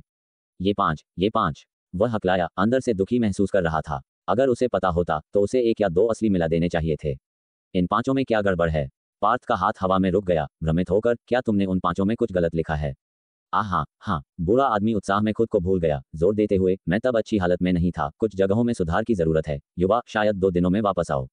मैं सुनिश्चित करूंगा कि तुम संतुष्ट हो। ओह, समझा। पार्थ मन ही मन एक सुअर की तरह हंसा, लेकिन बाहर से शांत रहा। आंखों में अफसोस दिखाते हुए निराशा से कहा, यह शर्म की बात है, इसे हासिल करना मुश्किल था, और अब ये मेरी गलती। बूढ़े आदमी ने बार बार माफी मांगी। निश्चिंत रहो युवा, अगली बार तुम संतुष्ट होगे। ठीक है फिर। पार्थ ने आह भरी, फिर विचारपूर्वक कहा, श्रीमान, क्या आपके पास शरीर शोधन मार्शल आर्ट मैनुअल हैं? जैसे 13 महान संरक्षकों का क्रॉस प्रशिक्षण या गोल्डन बेल शील्ड? मैं सोच रहा हूँ, भयंकर जानवरों के साथ नजदीकी लड़ाई करते समय अगर मैं 1 या 2 शरीर शोधन मार्शल आर्ट सीख सकता तो मुझे घायल होने की चिंता नहीं करनी पड़ती, है ना? उसने महसूस किया कि चाचा बलदेव को सामने लाना एक अच्छी योजना थी, बूढ़े आदमी में कुछ डर सफलतापूर्वक बिठाना। तो अब तकनीकों के लिए पूछने का समय था। अधूरे भी वह उन्हें पूरा कर सकता था। अगर कीमत ज्यादा थी तो वह इसे स्वीकार कर सकता था। शरीर शोधन तकनीकें? बूढ़ा आदमी सोचने लगा, सिर हिलाते हुए। हैं, लेकिन युवा, मुझे डर है कि तुम कठिनाई को सहन नहीं कर पाओगे। कठिनाई सहन नहीं कर पाओगे?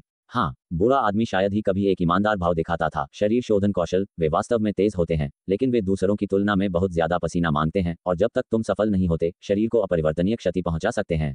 अन्यथा जब उम्र बढ़ती है तो अन्य मार्शल आर्टिस्ट सिर्फ घटती जीवन शक्ति से पीड़ित होते हैं, लेकिन तुम बहुत दर्द में रहोगे। अगर इस आदमी के पीछे प्रवेश बल मास्टर न होता तो वह इस बेकार की बात से परेशान नहीं होता। ओह, समझा। पार्थ ने सिर हिलाया। चेतावनी के लिए धन्यवाद श्रीमान, लेकिन मैं फिर भी उनका अनुभव करना चाहूंगा।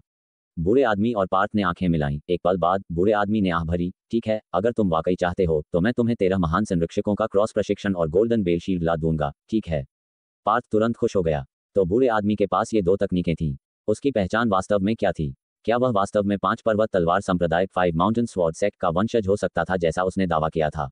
खांसी। पार्थ ने अपना गला साफ किया। श्रीमान, मैं ये भी पूछना चाहता था कि क्या आपके पास आध्यात्मिक शक्ति स्पिरिचुअल पावर की खेती के लिए कोई मैनुअल है?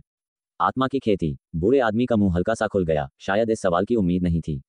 हाँ, पार्थ ने सिर हिलाया। मुझे लगता है कि मार्शल आर्टिस्ट को न केवल अपने शरीर को प्रशिक्षित करना चाहिए बल्कि अपनी आत्मा को भी विकसित करना चाहिए। श्रीमान, क्या आप ऐसा नहीं सोचते? बात तो सही है, बूढ़े आदमी ने बड़बड़ाया, लेकिन आत्मा की खेती बहुत मुश्किल है। इसके लिए उच्च बोध की आवश्यकता होती है। उसने पार्थ की ओर देखा। पार्थ ने माथे पर बल डाला। इसका क्या मतलब है?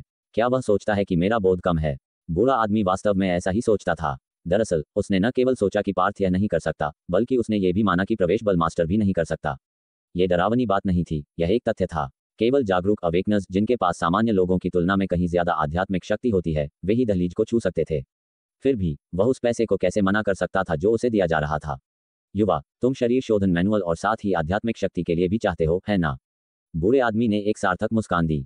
हाँ श्रीमान, अगर आपके पास हैं तो कीमत बातचीत के योग्य है। पार्थ ने अपने खर्च में दर्द दिखाने के लिए अपने दांत पीस लिए। ठीक है, चूंकि तुम इतने सीधे हो, मैं बात को गोल नहीं करूंगा। ये तीनों तकनीकें, प्रत्येक 100 रुपये सौदा। पार्थ हैरान था, फिर पूछा, अधूरी भी? अगर पूरी होती तो उसे यह कीमत असंभव लगती। खांसी खांसी खांसी। बूढ़े आदमी ने खांसा और चारों ओर देखा, अपनी आवाज कम करते हुए। युवा, चूंकि तुम जानते हो, चलो स्पष्ट हो, मैं हर तकनीक को कैसे याद रख सकता हूँ? बेशक अधूरी। हालांकि अगर तुम्हें लगता है कि कीमत ज्यादा है तो हम और चर्चा कर सकते हैं, है ना? उसने उत्सुकता से पार्थ की ओर देखा। पार्थ ने संघर्ष का भाव दिखाया, मुश्किल से कहा, श्रीमान, हमेशा अधूरी मैनुअल बेचने से मुझे मुश्किल स्थिति में डालता है। 80। बूढ़े आदमी ने दांत पीसे। कम से कम 80 रुपये प्रत्येक। अगर तुम चाहते हो तो अगली बार पैसे ले आना। ये देखकर पार्थ और नाटक जारी नहीं रखना चाहता था। आखिरकार 2 या 300 रुपये में 3 अधूरे, छोटी राशि।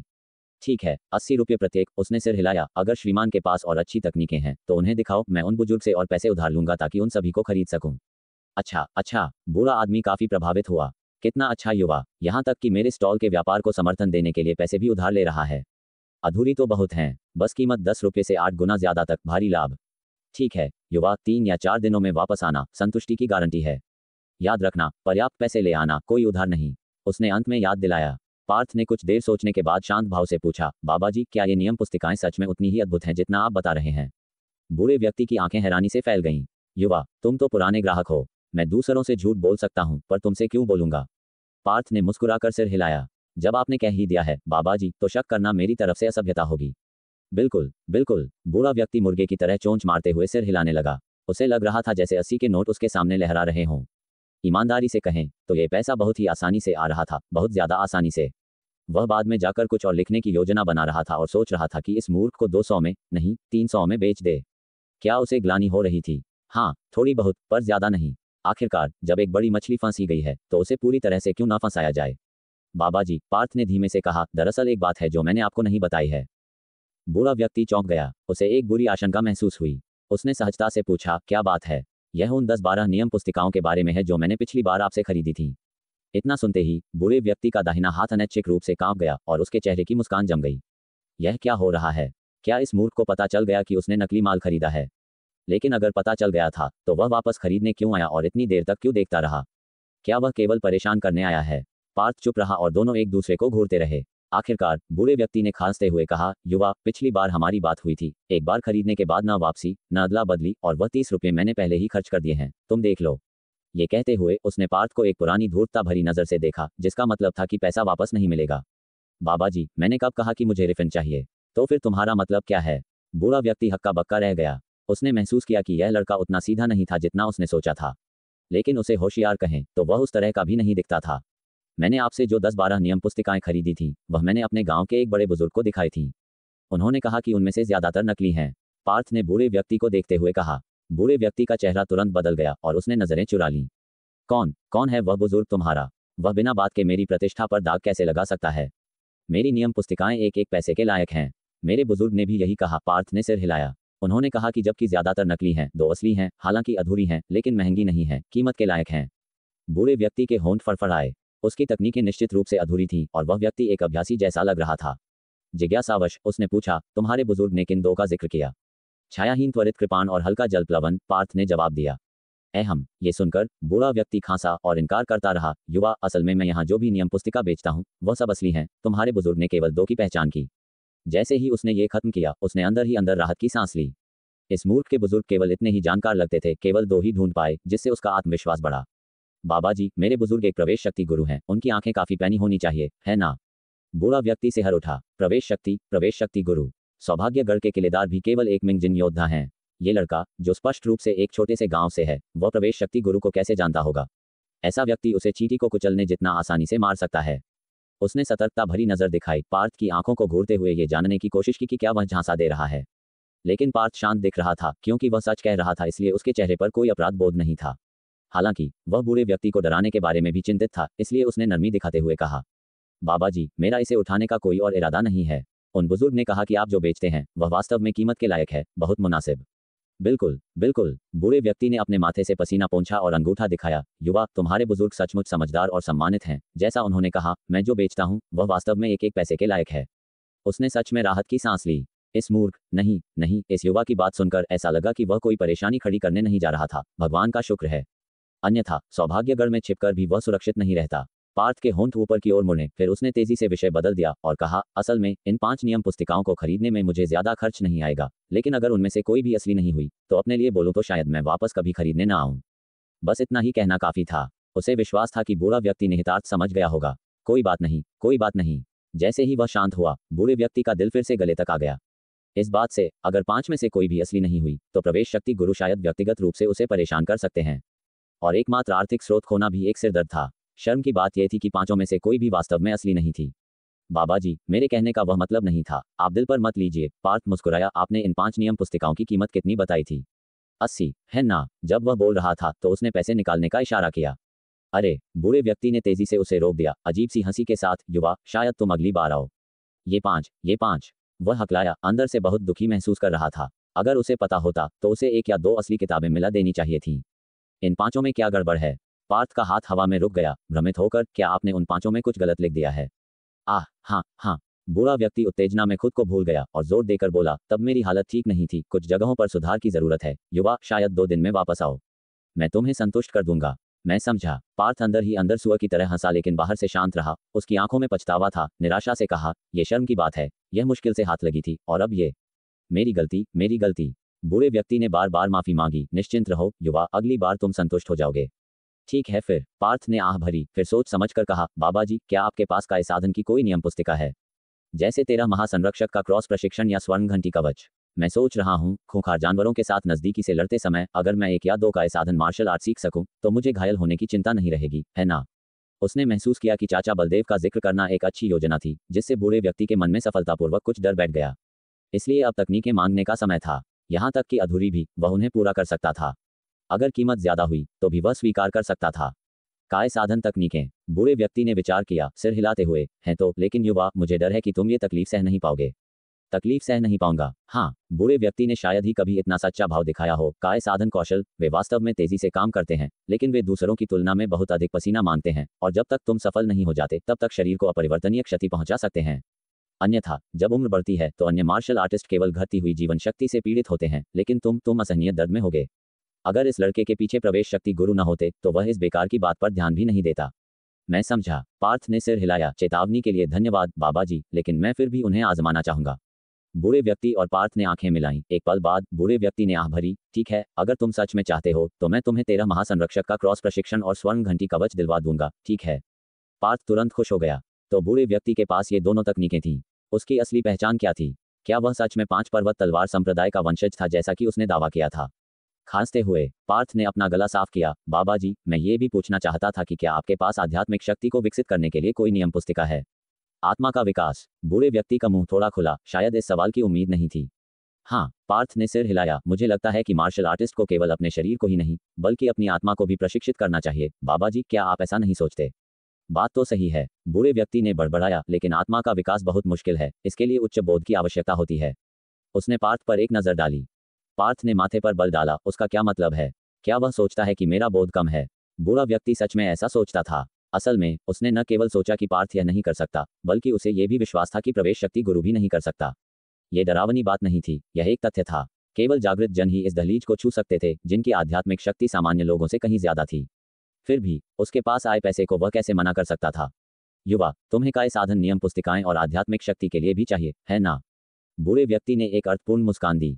हाँ बाबा जी, अगर आपके पास हैं तो कीमत पर बातचीत हो सकती है। पार्थ ने खर्च के दर्द को दिखाने के लिए दांत भींचे। ठीक है, चूंकि तुम इतने सीधे हो, मैं गोलमोल बात नहीं करूंगा। ये तीनों तकनीकें 100 रुपये हर एक की, पक्की बात। पार्थ दंग रह गया, फिर पूछा, क्या ये भी अधूरी होंगी? अगर पूरी होती तो उसे यह कीमत असंभव लगी। खांसते हुए बूढ़े व्यक्ति ने खांसा और चारों ओर देखा, अपनी आवाज धीमी करते हुए, युवा, चूंकि तुम जानते हो, स्पष्ट कर दें, मैं हर तकनीक को कैसे याद रख सकता हूँ? बेशक अधूरी हैं, हालांकि अगर तुम्हें कीमत ज्यादा लगती है तो हम और बात कर सकते हैं, है ना? उसने उत्सुकता से पार्थ को देखा। पार्थ ने संघर्ष का भाव दिखाया, मुश्किल से, बाबा जी, हमेशा अधूरी नियम पुस्तिकाएं बेचना मेरे लिए एक मुश्किल स्थिति पैदा करता है। 80, बूढ़े व्यक्ति ने दांत भींचकर कहा, कम से कम 80 रुपये हर एक। अगर तुम चाहते हो तो अगली बार पैसे ले आना। ये देखकर पार्थ ने नाटक करना जारी नहीं रखना चाहा। आखिरकार 3 अधूरी तकनीकों के लिए 2 या 300 रुपये एक छोटी सी राशि थी। ठीक है, 80 रुपये हर एक। उसने सिर हिलाया। अगर बाबाजी के पास और अच्छी तकनीकें हैं तो उन्हें दिखाओ, मैं उन बुजुर्ग से और पैसे उधार लेकर सब खरीद लूंगा। बहुत बढ़िया, बहुत बढ़िया। बूढ़ा व्यक्ति काफी भावुक हो गया। कितना अच्छा युवा है, अपने ठेले के कारोबार को सहारा देने के लिए पैसा भी उधार ले रहा है। अधूरी तो बहुत हैं, बस 10 रुपये से लेकर 8 गुना ज्यादा तक कीमत तय करने में बहुत मुनाफा है। ठीक है युवा, 3 या 4 दिन में वापस आना, संतुष्टि की गारंटी है। याद रखना, पर्याप्त पैसा लाना, उधार नहीं। उसने आखिरी बार याद दिलाया। यह यात्रा निश्चित रूप से इसके लायक थी। पार्थ ने वहां से निकलते हुए मन ही मन सोचा। कल वह ईमानदार था, लेकिन दुर्भाग्य से उसने बूढ़े व्यक्ति की धूर्तता को अभी भी कम आंका था। बूढ़े व्यक्ति ने इसे बिल्कुल भी गंभीरता से नहीं लिया, बल्कि वह गड्ढे खोदता रहा। अगर वह कुछ दिनों बाद आता तो पहले वाला दृश्य शायद खुद को दोहराता। अगर 10 किताबों में से एक भी असली होती तो यह उसकी अंतरात्मा का जागरण होता। लेकिन हालिया कार्रवाई के बाद अगर वह कुछ दिनों में वापस आता है तो उसे कम से कम 3 गुप्त नियम पुस्तिकाएं मिल सकती हैं। 13 महासंरक्षक का क्रॉस प्रशिक्षण, स्वर्ण घंटी कवच और वह नियम पुस्तिका जिसकी उसे सबसे ज्यादा चाहत थी, जो आध्यात्मिक शक्ति को बढ़ाती है। अगर 1 या 2 और नियम पुस्तिकाएं होती तो यह एक बड़ी उपलब्धि होती। बेशक ये सब आदर्श परिस्थितियों में था। इस बात से इनकार नहीं किया जा सकता था कि बूढ़ा व्यक्ति उबलते पानी से न डरने वाले मरे हुए सुअर की तरह सार्वजनिक रूप से एक तरफ और पर्दे के पीछे दूसरी तरफ दिखा सकता था। अगर ऐसा होता तो पार्थ को नहीं पता होता कि इसे कैसे हल किया जाए। वह निश्चित रूप से जबरदस्ती व्यापार नहीं कर सकता था, है ना? मुझे उम्मीद है कि उसमें कुछ अक्ल होगी। इस सहयोग से सभी को फायदा होगा। पार्थ गली से बाहर निकला और अनजाने में खुद को शहर के फाटक पर पाया, जो 10 मीटर ऊंची शहर की दीवार से ज्यादा दूर नहीं था। यशवंत नाम का आदमी अभी भी शहर की दीवार पर खड़ा था। उसकी पीठ पार्थ की तरफ थी। वह विचारों में खोया हुआ था। पार्थ को सिर दर्द होने लगा। वह पूरे दिन यहाँ इंतजार नहीं कर सकता था, है ना? और पूरे रास्ते में हर जगह लोग थे। दूसरे व्यक्ति को अकेले पकड़ने का मौका ढूंढना आसान नहीं होगा। परेशान होकर उसने एक छोटा सा ठेला ढूंढा, कुछ रुपए खर्च किए, एक किताब खरीदी और सड़क के किनारे बैठ गया। पढ़ने का नाटक करते हुए चुपके से देख रहा था। समय बीतता गया, मिनट दर मिनट। उसे नहीं पता था कि कितना समय हो गया था जब उसके पेट से भूख की भावना उभरी। जब उसने ऊपर देखा तो पहले ही दोपहर हो चुकी थी। मुझे पहले अपना पेट भरने के लिए जगह ढूंढनी चाहिए। पिताजी, चाचा बलदेव, वे मेरे लिए चिंतित होंगे। पार्थ लाचारी से उठा। वह यहाँ समय बर्बाद नहीं करना चाहता था। उसने सोचा कि अगर वह पूरी सुबह बुनियादी धनुर्विद्या का अभ्यास करता तो 2 बार स्तर बढ़ाना कोई समस्या नहीं होती। उसने अनजाने में शहर की दीवार पर नजर डाली और उसका भाव थोड़ा बदल गया। शहर की दीवार पर ड्यूटी कर रहे गार्ड ज्यादातर अपना भोजन साझा करने के लिए नीचे आ गए थे। ये सामान्य था, आखिरकार लोगों को खाना खाना पड़ता है। जिस बात ने उसे हैरान किया वह ये थी कि यशवंत ने अपने आसपास के लोगों को मुस्कुराते हुए हाथ हिलाया, 2 टिफिन उठाए और अकेले पार्थ की ओर चल पड़ा। पार्थ के दिल की धड़कन अनैच्छिक रूप से तेज हो गई। क्या हो रहा था? वह दूसरों के साथ खाना क्यों नहीं खा रहा था? वह यहाँ क्यों आ रहा था? क्या ऐसा हो सकता है कि किस्मत उसके धैर्य का फल दे रही थी और मौका आखिरकार आ गया था? यशवंत का नजदीक आना हंसमुख लग रहा था, यहाँ तक कि वह गुनगुना रहा था और चलते समय चारों ओर देख रहा था। पार्थ ने तुरंत अपना सिर नीचे कर लिया, किताब में तल्लीन होने का नाटक किया। जल्द ही उसने महसूस किया कि यशवंत की नजर उस पर पड़ी और कदम नजदीक आए और फिर धीरे धीरे दूर हो गए। उसने धीरे धीरे सिर उठाया और यशवंत की पीठ को देखा। एक बार जब दूरी लगभग 10 मीटर हो गई तो पार्थ ने अपनी किताब बंद की और उसके पीछे हो लिया। उसने मुख्य सड़क पार की, पश्चिम की ओर बढ़ता रहा और दोनों तरफ 3-4 मंजिला रिहायशी इमारतों वाली एक छोटी गली में मुड़ गया। यहाँ भी ठेले थे, लेकिन यह उस गली से कहीं कम चहल पहल वाली थी जहाँ वह पहले गया था। यशवंत, तुम आज जल्दी आ गए। एक ठेले से किसी ने नमस्ते किया। कोई जवाब नहीं मिला। ठेले का मालिक असंतुष्ट दिखा। ये समझा जा सकता था जो लोग गार्ड टीम में शामिल हुए थे वे उल्लेखनीय थे और उनके जैसे साधारण लोगों की परवाह नहीं करते थे। यह एक अनौपचारिक टिप्पणी थी, लेकिन इसने पार्थ की भौहें सिकोड़ दी।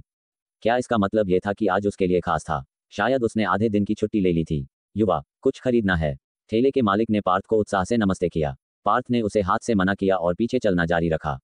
पूरे रास्ते में कई लोग गुजरे और उन्होंने उसे कुछ और नजरें डालीं। आखिरकार यहाँ के निवासियों ने शायद उससे बात न की हो, लेकिन उन्होंने एक दूसरे को बहुत देखा था। पार्थ, जिसका चेहरा ढका हुआ था और जो एक लंबा भाला लिए हुए था, अपरिचित लगा। लेकिन किसी ने ज्यादा ध्यान नहीं दिया, ये सोचकर कि वह शायद अभी अभी आया है या किसी और गली से किसी को ढूंढने आया है। यह मुश्किल होता जा रहा है। पार्थ का भाव और गंभीर हो गया। कार्रवाई करने का अच्छा मौका ढूंढना तेजी से मुश्किल होता जा रहा था। इस समय आगे वाला आदमी एक सीढ़ी पर पहुंचा, जाहिरा तौर पर घर। पार्थ और नजदीक जाने की हिम्मत नहीं कर सका और अपने जूते के फीते बांधने के लिए बैठ गया, टीवी नाटकों और फिल्मों के दृश्यों की नकल करते हुए। हालांकि यह उसका पहली बार ऐसा करना था। पहली मंजिल, दूसरी मंजिल, तीसरी मंजिल। उसने देखा कि यशवंत तीसरी मंजिल पर पहुंचा, दाईं ओर से दूसरे दरवाजे पर रुका, 2 बार खटखटाया और जल्द ही अंदर चला गया और दरवाजा अपने पीछे बंद कर लिया। अब क्या? पार्थ ने 10 मीटर दूर दरवाजे को देखा, उसकी भौहें बंधी हुई थीं। उसने अभी तक मुख्य मुद्दा नहीं समझा था। क्या दूसरे पक्ष को उनकी पहचान पता थी? क्या उसे यशवंत के बाहर आने का यही इंतजार करना चाहिए? ये सुरक्षित लग रहा था, लेकिन परिणाम शायद पहले जैसा ही होता। वापस जाने के रास्ते में कार्रवाई करने का कोई मौका नहीं मिलता, दूसरे पक्ष को शहर की दीवार पर लौटते हुए देखता। क्या उसे उसका पीछा करना चाहिए? वह भी आदर्श नहीं लगा। मुझे लगता है कि मैं जाकर देखता हूँ, शायद मुझे कुछ मिल जाए। कुछ सोचने के बाद पार्थ ने उस दरवाजे की ओर जाने का फैसला किया। जैसे ही वह नजदीक पहुंचा, विभिन्न आवाजें उसके कानों तक पहुंची, हर कदम के साथ और स्पष्ट होती गईं। क्या ध्वनि रोधन इतना खराब है? वह अंदर ही अंदर बड़बड़ाया। तभी उसके मन में एक विचार कौंधा, यह उसके लिए अच्छी खबर हो सकती है। लेकिन वह ज्यादा आशावादी नहीं हो सकता था। अगर वह आदमी घर गया, चुप रहा, खाया और फिर सो गया या बस मामूली बातें की, तो इससे कोई मदद नहीं मिलेगी। वह सीढ़ियों पर चढ़ा, आसपास की आवाजें तेज होती गईं, जिसमें पैसे को लेकर बहस कर रहे एक मध्यम आयु वर्ग के जोड़े की आवाज भी शामिल थी। जैसे ही वह दूसरी मंजिल पर पहुंचा और तीसरी पर जाने के लिए मुड़ा, एक परिचित आवाज उसके कानों तक पहुंची। पार्थ का शरीर हिल गया। वह उस आदमी की आवाज थी। उसे उत्साह की एक हल्की सी लहर महसूस हुई। उसे उम्मीद नहीं थी कि वह इतनी जल्दी किसी से बात करते हुए सुनेगा। अंशतः खराब ध्वनि रोधन के कारण और अंशतः अपने स्वयं के क्षेत्र के कारण। उसने अपने कदमों को हल्का किया, कान सटाए और पूरी तरह से एकाग्र हो गया। दूसरे की आवाज दूसरों की तुलना में बहुत नर्म थी, लेकिन वह अभी भी कुछ अंश पकड़ सकता था। उसे कुछ महत्वपूर्ण जानकारी की उम्मीद थी। लिविंग रूम में मेज पर कई मांस के व्यंजन रखे थे, भाप निकल रही थी और सुगंधित थे। 20 और 30 की उम्र के कई आदमी इर्द गिर्द इकट्ठा थे, हर एक के सामने सफेद शराब का एक शॉट था। लेकिन उस क्षण उन सभी का ध्यान अभी अभी अंदर आए आदमी पर था। यशवंत, तुम यहाँ आ गए। दक्षिण की ओर पीट करके बैठा लाल चेहरे वाला यांग मू ने यशवंत को हाथ हिलाया। तुम्हारे भाई लुक और बाकी लोगों को तुमसे कुछ सवाल पूछने हैं। तुम्हें ईमानदारी से जवाब देना चाहिए, झूठ नहीं बोलना। यांग भाई, ये कैसी बातें कर रहे हो? हम किसी अपराधी से पूछताछ नहीं कर रहे हैं। एक चौकोर चेहरे वाला आदमी लुक हंसा। बिल्कुल यशवंत, घबराओ मत। एक और आदमी चौड़ी मुस्कान के साथ बोला, हमने तुम्हारे भाई से सुना है, बस तुमसे कुछ सवाल पूछने हैं। ज्यादा मत सोचो, बस जैसा है वैसा बता दो। सही बात है। बाकी दोनों ने सहमति में सिर हिलाया। यशवंत ने यांगमू को देखा, जिसने हल्का सा सिर हिलाया। लुक भाई, यशवंत ने ईमानदारी से मुस्कुराया, जो पूछना है पूछो, मैं तुम्हें सब बता दूंगा। बहुत बढ़िया। लुक ने बाकी 3 पर नजर डाली, जिन्होंने उसे वापस देखा, ये स्पष्ट करते हुए कि उन सब में उसकी हैसियत सबसे ऊंची थी। आओ यशवंत, बैठो। उसने अपने बगल की खाली सीट की ओर इशारा किया। तुमने कहा था कि तुमने 30 से ज्यादा डाकुओं का एक समूह देखा, जिन्हें एक ही व्यक्ति ने धनुष और तीर से मार डाला। क्या ये सच है? पल भर में बाकी 3 ने उस पर ध्यान केंद्रित किया। उनकी आंखें उसके भाव में किसी भी बदलाव को पकड़ने के लिए संकरी हो गईं। लुक भाई, ये सच है। यशवंत ने जोर से सिर हिलाया। मैंने इसे अपनी आंखों से देखा है, कोई गलती नहीं। और आज सुबह शहर के बाहर से आने वाले लोगों को डाकुओं के शव मिले और वे सभी बात कर रहे थे कि उन्हें किसने मारा। अगर आपको विश्वास नहीं है तो आप आसपास पूछ सकते हैं, आपको जल्द ही खबर मिल जाएगी। समूह ने सिर हिलाया। ठीक है, अगला सवाल, तुमने कहा था कि वे लोग गुरुदीप के परिवार के घर से थे। क्या तुम इसकी गारंटी दे सकते हो? लुक की मुस्कान फीकी पड़ गई, जिससे वह थोड़ा डरावना दिखने लगा। यशवंत ने निगला और सिर हिलाया। वे गुरुदीप के परिवार के घर से थे। अगर आपको विश्वास नहीं है तो आप वहां मौजूद लोगों से पूछ सकते हैं। हम तुमसे पूछ रहे हैं, दूसरों से नहीं। लुक ने सिर हिलाया। मैं फिर से पूछूंगा, क्या तुम्हें यकीन है कि तुमने गलती नहीं की? यशवंत, अगर तुम गलत थे और हमें पता चला कि उस गढ़ में तुम्हारे बताए गए घोड़े नहीं हैं, तो बुरा होगा। हाँ यशवंत, अगर तुम गलत थे तो अभी कह दो और हम दिखावा करेंगे कि कुछ नहीं हुआ। यह कोई बड़ी बात नहीं है। सही बात है। बाकी तीनों ने भी यही कहा। अनजाने में यशवंत की पीठ पसीने से भीग गई थी। ये सब काय साधन की तीसरी परत के मार्शल आर्टिस्ट थे, जबकि वह केवल काय साधन की पहली परत पर था। दबाव बहुत ज्यादा था। यशवंत, यांग मू की आवाज आई, बस सच बताओ। लुक भाई और बाकी लोगों का कोई बुरा इरादा नहीं है, वे बस पुष्टि चाहते हैं। वे लोग, गुरुदीप और अन्य लोगों की तस्वीरें यशवंत के दिमाग में कौन थी? मुझे पूरा यकीन है, वे गुरुदीप के परिवार के घर से थे। शानदार। लुक ने खुशी से मेज पर हाथ मारा, मुझे इसी का इंतजार था। हा। बाकी तीनों भी हंसे। यांग मू ने संतुष्टि से सिर हिलाया। हालांकि वह जानता था कि उसका भाई उससे कभी झूठ नहीं बोलेगा, लेकिन उसे दबाव सहते हुए और लगातार बोलते हुए देखकर ही सच्चाई की पुष्टि हुई। यशवंत, घबराओ मत। अपनी घबराहट शांत करने के लिए एक ड्रिंक लो। उसके बगल वाले आदमी ने एक शॉट डाला और मुस्कुराते हुए उसे सौंप दिया। यशवंत ने अपना माथा पोंछा, गिलास लिया, घूंट भरा और फिर सावधानी से यांग मू से पूछा, भाई हम कब चलेंगे? आज दोपहर। यांग मू ने धीरे से सिर हिलाया, ठीक कहूं तो आज रात। बिल्कुल। लुक ने आंखें सिकोड़ी। यशवंत, तुमने कहा था कि उस आदमी ने तुम्हें देखते हुए देखा था, इसलिए वह निश्चित रूप से सतर्क होगा। अगर हम दिन में जाते हैं तो वे हमें दूरबीन से देख सकते हैं, और अगर वह दैवीय शूटर वहां है तो मुश्किल होगी। सही बात है। जिस आदमी ने यशवंत को ड्रिंक दी थी उसने माथे पर बल डाला। उस आदमी की धनुर्विद्या बहुत सटीक है। अगर लंबी दूरी की गोलीबारी हुई तो हम अपनी राइफलों से कुछ भी हासिल नहीं कर पाएंगे। अगर हमारे पास स्नाइपर राइफल होती तो बात अलग होती। स्नाइपर राइफलें बहुत महंगी होती हैं। एक और आदमी ने आह भरी, एक खराब भी हजारों की होती है और एक अच्छी तो 1 लाख से ज्यादा की। अगर हमारे पास उस तरह का पैसा होता तो हम पहले से ही मध्यम स्तर के खूंखार जानवरों का शिकार कर रहे होते। इसलिए हम रात में हमला करेंगे। यांग मू ने आत्मविश्वास से मुस्कुराया। भले ही उनके पास रात की दृष्टि हो, लेकिन केवल 2 से 300 मीटर तक साफ देखना उनकी सीमा है। 2 से 300 मीटर तो बस गैस पैडल की बात है, और जब तक वे प्रतिक्रिया करेंगे हम दीवारों पर चढ़ चुके होंगे और अपना नरसंहार शुरू कर चुके होंगे। बिल्कुल। बाकी लोगों ने लालची आंखों से सिर हिलाया। 20 वाइल्ड बीस्ट 1 लाख से ज्यादा के लायक थे। भले ही आंख बंधुओं ने ज्यादा हिस्सा लिया, फिर भी उन चारों को 10,000 से ज्यादा मिलेंगे। एक रात में और कहां इस तरह का पैसा कमाया जा सकता था। बेशक ये सब सावधानी से करना होगा। अगर बात बाहर फैल गई तो ये सब व्यर्थ हो जाएगा और वे यहाँ फिर कभी नहीं रह पाएंगे। सीढ़ी के पास पार्थ को ठंडे पसीने आ रहे थे। एक सिहरन उसके पैरों से लेकर सिर तक बढ़ रही थी। वह सोच रहा था कि दूसरे पक्ष ने उसे साफ साफ देखा लेकिन उदासीन रहा। क्या ऐसा हो सकता है कि साजिशों और धोखे से भरी इस दुनिया में वास्तव में उसके पिता जैसे कई लोग हैं? जैसा कि पता चला वह ज्यादा सोच रहा था। दूसरे पक्ष ने उसका पीछा नहीं किया, दयालुता से नहीं, बल्कि एक और बड़ी साजिश रचने के कारण। जरा कल्पना करें, अगर ये कुछ लोग आज रात गांव में घुसते हैं तो इसके क्या भयानक परिणाम होंगे। हालांकि उसके और चाचा बलदेव के साथ इस बात की बहुत अधिक संभावना थी कि वे विरोधी को मार सकते हैं, लेकिन निश्चित रूप से गांव में कई लोग मारे जाएंगे। आखिरकार दवा की कमी के कारण एक साधारण व्यक्ति को गोली लगने पर वह मौके पर न भी मरे तो भी ज्यादा देर तक जीवित नहीं रह पाएगा। गांव ने अभी अभी सुधार करना शुरू किया था। सभी भविष्य की उम्मीद से भरे हुए थे, लेकिन ये कुछ लोग अचानक दिखाई दिए और सब कुछ चकनाचूर कर दिया।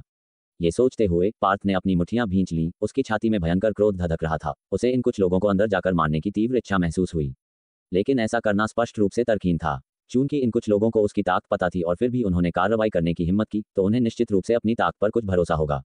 वे काय साधन की तीसरी परत पर हो सकते थे, या यहाँ तक कि मांसपेशी परिष्करण क्षेत्र पर भी। उसकी बुनियादी भला कौशल का स्तर ऊंचा था, लेकिन सबसे पहले वे बहुत ज्यादा थे, और दूसरी बात इलाके तंग थे। अगर लड़ाई छिड़ गई तो कोई न कोई दरवाजे या खिड़की से कूदकर भाग जाएगा, सौभाग्यगढ़ के गार्डों को सचेत करेगा। उस बिंदु पर वह इमारत से बाहर निकल सकता था, लेकिन किले से बाहर नहीं जा पाएगा। इसके अलावा नजदीकी लड़ाई की तुलना में वह धनुर्विद्या में बेहतर था। अगर 20-30 लोग स्नाइपर राइफल और भारी मशीन गनों से लैस होते तो उसे वास्तव में अभी उनसे बचना पड़ता। लेकिन केवल इन कुछ लोगों के साथ, भले ही उनके पास स्नाइपर राइफल हो, उसे विश्वास था कि वह दूरी का फायदा उठाकर गोलियों से बच सकता है और उन्हें मार सकता है। बेशक इसे प्राप्त करने के लिए 2 बुनियादी शर्तें आवश्यक थीं। पहला, उसे ज्यादा ताकत और लंबी दूरी वाले एक मजबूत धनुष की जरूरत थी। दूसरा, उसे अपनी फुर्ती विशेषता को जितना संभव हो सके बढ़ाना था। कमरे के अंदर बातचीत जारी रही, कभी कभी हंसी के ठहाकों के साथ। पार्थ ने अपनी सांस रोकी और चुपचाप सीढ़ियों से नीचे उतर गया। आगे सुनने का कोई मतलब नहीं था। उसे पता लगने का खतरा भी हो सकता था, जो विपरीत परिणाम देता। एक बार नीचे आने के बाद गली में चलते हुए पार्थ आखिरकार शांत हो गया। सावधानी के तौर पर उसने पीछे मुड़कर भी नहीं देखा। आज की यात्रा बेकार नहीं गई। उसके चेहरे पर हल्की सी मुस्कान आ गई। डर अज्ञात से आता है। कई खतरनाक चीजें उतनी डरावनी नहीं होती जब आप उन्हें वास्तव में समझ लेते हैं। पहले मैं एक धनुष खरीदूंगा, फिर कुछ रक्त चावल, फिर चाचा बलदेव के लकड़ी के खंभे तैयार होने चाहिए, और मैं चरण कौशल का अभ्यास करूंगा। मैं काय कौशल को अनलॉक करने की कोशिश करूंगा। भले ही मैं हल्का जल प्लवन में महारत हासिल न कर पाऊं, अपनी फुर्ती विशेषता बढ़ाना फिर भी एक सुधार होगा। वह हथियार की दुकान पर चला गया, जहां एक अच्छी पोशाक वाली महिला ने मुस्कान के साथ उसका स्वागत किया। ये पिछली बार वाली नहीं थी। सौभाग्य से यह अप्रासंगिक था। उसने अपना मकसद बताया, जिससे महिला की आंखें तुरंत चौड़ी हो गईं और उसका शरीर कांप उठा। 500 पाउंड ड्रॉ वेट वाला एक धनुष, $2000। यह जरूर एक बड़ा ग्राहक होगा। उसने जल्दी से पार्थ को अंदर ले गई, कुछ कठिनाई से दीवार से एक लंबा धनुष उतारा और उसे पार्थ को सौंप दिया। पार्थ ने उसे एक हाथ से लिया, इस लंबे धनुष की जांच की। स्याही काला धनुष प्राचीन पैटर्न के साथ तराशा गया था, जिसमें रहस्य का एक संकेत था। धनुष की डोरी तनी हुई थी और गांव के 300 वाले धनुष से लगभग 2 गुनी मोटी थी। सर, धनुष मिश्र धातु का बना है, बहुत टिकाऊ है, और धनुष की डोरी धातु और फाइबर से बनी है, बेहद लचीली है। अगर आपको खरीदने के बाद कोई समस्या आती है तो हम प्रतिस्थापन की गारंटी देते हैं। इसके अलावा अगर आप इसे अभी खरीदते हैं तो हम आपको 10 तीर मुफ्त देंगे। उसने मुस्कुराते हुए कहा, ये 500 पाउंड रॉ वेट वाला धनुष 1 साल से ज्यादा समय से यहाँ लटका हुआ था। कई लोगों ने इसे देखा था, लेकिन आमतौर पर केवल देखा, इसे खींचने में असमर्थ थे या इसे खरीदने का सामर्थ्य नहीं रखते थे। इसके अलावा सौभाग्यगढ़ के मार्शल आर्टिस्ट आग्नेयास्त्रों के आदी थे। धनुर्विद्या में महारत हासिल करना बहुत मुश्किल था और इसमें ज्यादा मेहनत लगती थी। 10 तीर। पार्थ रुका। ओह, महिला हकलाती हुई बोली, अगर आपको लगता है कि यह पर्याप्त नहीं है तो मैं आपको अतिरिक्त 10 तीर दे सकती हूँ, यह मेरा उच्चतम अधिकार है। पार्थ ने सिर हिलाया, ये जानते हुए कि यह सिर्फ एक औपचारिकता थी, और पूछा, धनुष की कीमत कितनी है? 2000। डरते हुए कि उसे यह महंगा लग सकता है, उसने समझाया, सर, सामान्य रूप से यह धनुष 2200 या 2300 में बिकता है। आप भाग्यशाली हैं कि आज आपको यह बिक्री पर मिला, 2000 में खरीद रहे हैं। अगर आप इसे चूक जाते हैं तो कीमत वापस बढ़ जाएगी। ऐसा है। पार्थ हंसा। भले ही पिछली बार वाली अंजलि नाम की महिला ने कुछ न कहा हो, उसे इस महिला की बातों पर विश्वास नहीं होगा। किस तरह का व्यापारी वास्तव में ईमानदार होता है? क्या एक ईमानदार व्यापारी जीवित रह सकता है? क्या आपके पास कोई भारी ड्रॉ वेट वाला धनुष है? उसने यूं ही पूछ लिया। जोया परिवार के घर से जोहेब कथित तौर पर 500 पाउंड का धनुष खींच सकता था। इतने समय के बाद वह और मजबूत हो सकता था। केवल इस धनुष पर निर्भर रहना उसे हराने की गारंटी नहीं थी। महिला चौंक गई, पार्थ को घूर कर देखा, फिर सिर हिलाया और कहा, हमारे पास स्टॉक में कोई भारी धनुष नहीं है, लेकिन अगर आप खर्च करने को तैयार हैं तो हम 1000 पाउंड ड्रॉ वेट वाला भी ऑर्डर कर सकते हैं, जो बालिस्टा के बराबर है, लेकिन इसमें कुछ समय लगेगा। मैं इस बारे में सोचूंगा। पार्थ ने सिर हिलाया। ये लोग ज्यादातर 100 मील दूर अंबिकानगर से माल लेते थे, फिर थोड़ा बढ़ाकर उसे बेचते थे। ये देखते हुए वह सीधे खुद ही खरीद सकता था। अब एक वाहन होने के कारण आने जाने में आधे दिन से भी कम समय लगेगा। ठीक है। महिला ने उसके हाथ में धनुष को देखा, अपने होठों को चाटा। क्या उसने एक मजबूत धनुष का ऑर्डर दिया? यह महत्वपूर्ण नहीं था जब तक उसने ये वाला खरीदा। अगर मैं 2 धनुष खरीदूं तो क्या आप मुझे 1 या 2 कवच भेदी तीर दे सकती हैं? पार्थ ने थोड़ी देर सोचने के बाद पूछा। पिछली बार $2000 के लंबे धनुष की कीमत ने उसे चौंका दिया था। अब यहां तक कि 2 धनुषों की कीमत भी केवल $4000 होगी, उसके पास $10,000 से ज्यादा थे। 2 खरीदने का कारण स्वाभाविक रूप से चाचा बलदेव की जरूरतों पर विचार करना था। 2 धनुष। वह स्तब्ध रह गई। आसपास के लोगों ने चौंक कर देखा। यह आदमी कौन है? इतना अमीर? हालांकि 500 पाउंड का धनुष खरीदने वाला कोई भी व्यक्ति बहुत मजबूत होना चाहिए। कुछ ने द्वेषपूर्ण विचार उठाए, जो जल्दी से बुझ गए। हाँ, 2। पार्थ का स्वर शांत था। सर, कवच भेदी तीर काफी दुर्लभ हैं, मुझे उन्हें देने का अधिकार नहीं है, लेकिन मैं मैनेजर से सलाह ले सकती हूँ। क्या आप यहाँ थोड़ी देर इंतजार कर सकते हैं? उसने उत्तेजित होकर कहा। $4000। वह 400 का कमीशन कमाएगी। अंबिका नगर में भी एक दिन में $400 एक उच्च वेतन था। ठीक है, पार्थ ने कहा, और वह तेजी से भाग गई। फुसफुसाहटें उठने लगी। अन्य सेल्सवुमेन ईर्ष्या से देखने लगी। 2 मिनट से भी कम समय बाद एक अच्छी पोशाक वाला आदमी सूट और टाई में महिला द्वारा निर्देशित पार्थ की ओर बढ़ा। क्या मैं आपका नाम जान सकता हूँ? उसने मुस्कुराते हुए अपना हाथ बढ़ाया। मैं झा हूँ। पार्थ ने उसकी ओर देखा, हाथ नहीं मिलाया। हाँ, झा जी, आपसे मिलकर अच्छा लगा। विक्रम मुस्कुराया, अपना हाथ वापस लेते हुए। मुझे पुष्टि करने दें, आप 2 500 पाउंड के लंबे धनुष खरीद रहे हैं? पार्थ ने सिर हिलाया, उसके जवाब का इंतजार किया। ठीक है, विक्रम मुस्कुराया, अगर आप ऐसा करते हैं तो मैं आपको धनुषों के अलावा 20 लोहे के तीर, साथ ही एक मध्यम कवच भेदी तीर देने के लिए अधिकृत कर सकता हूँ। सांस लेने की आवाजें सुनाई दी। 40 लोहे के तीर कम से कम 200-300 के लायक थे, प्लस कवच भेदी तीर 400-500 आसानी से। कुछ चतुर लोगों ने महसूस किया कि विक्रम चापलूसी कर रहा था, उसे जीतने की कोशिश कर रहा था। कोई भी जो 500 पाउंड का धनुष संभाल सकता था वह साधारण नहीं था, शायद मांसपेशी परिष्करण क्षेत्र का मार्शल आर्टिस्ट।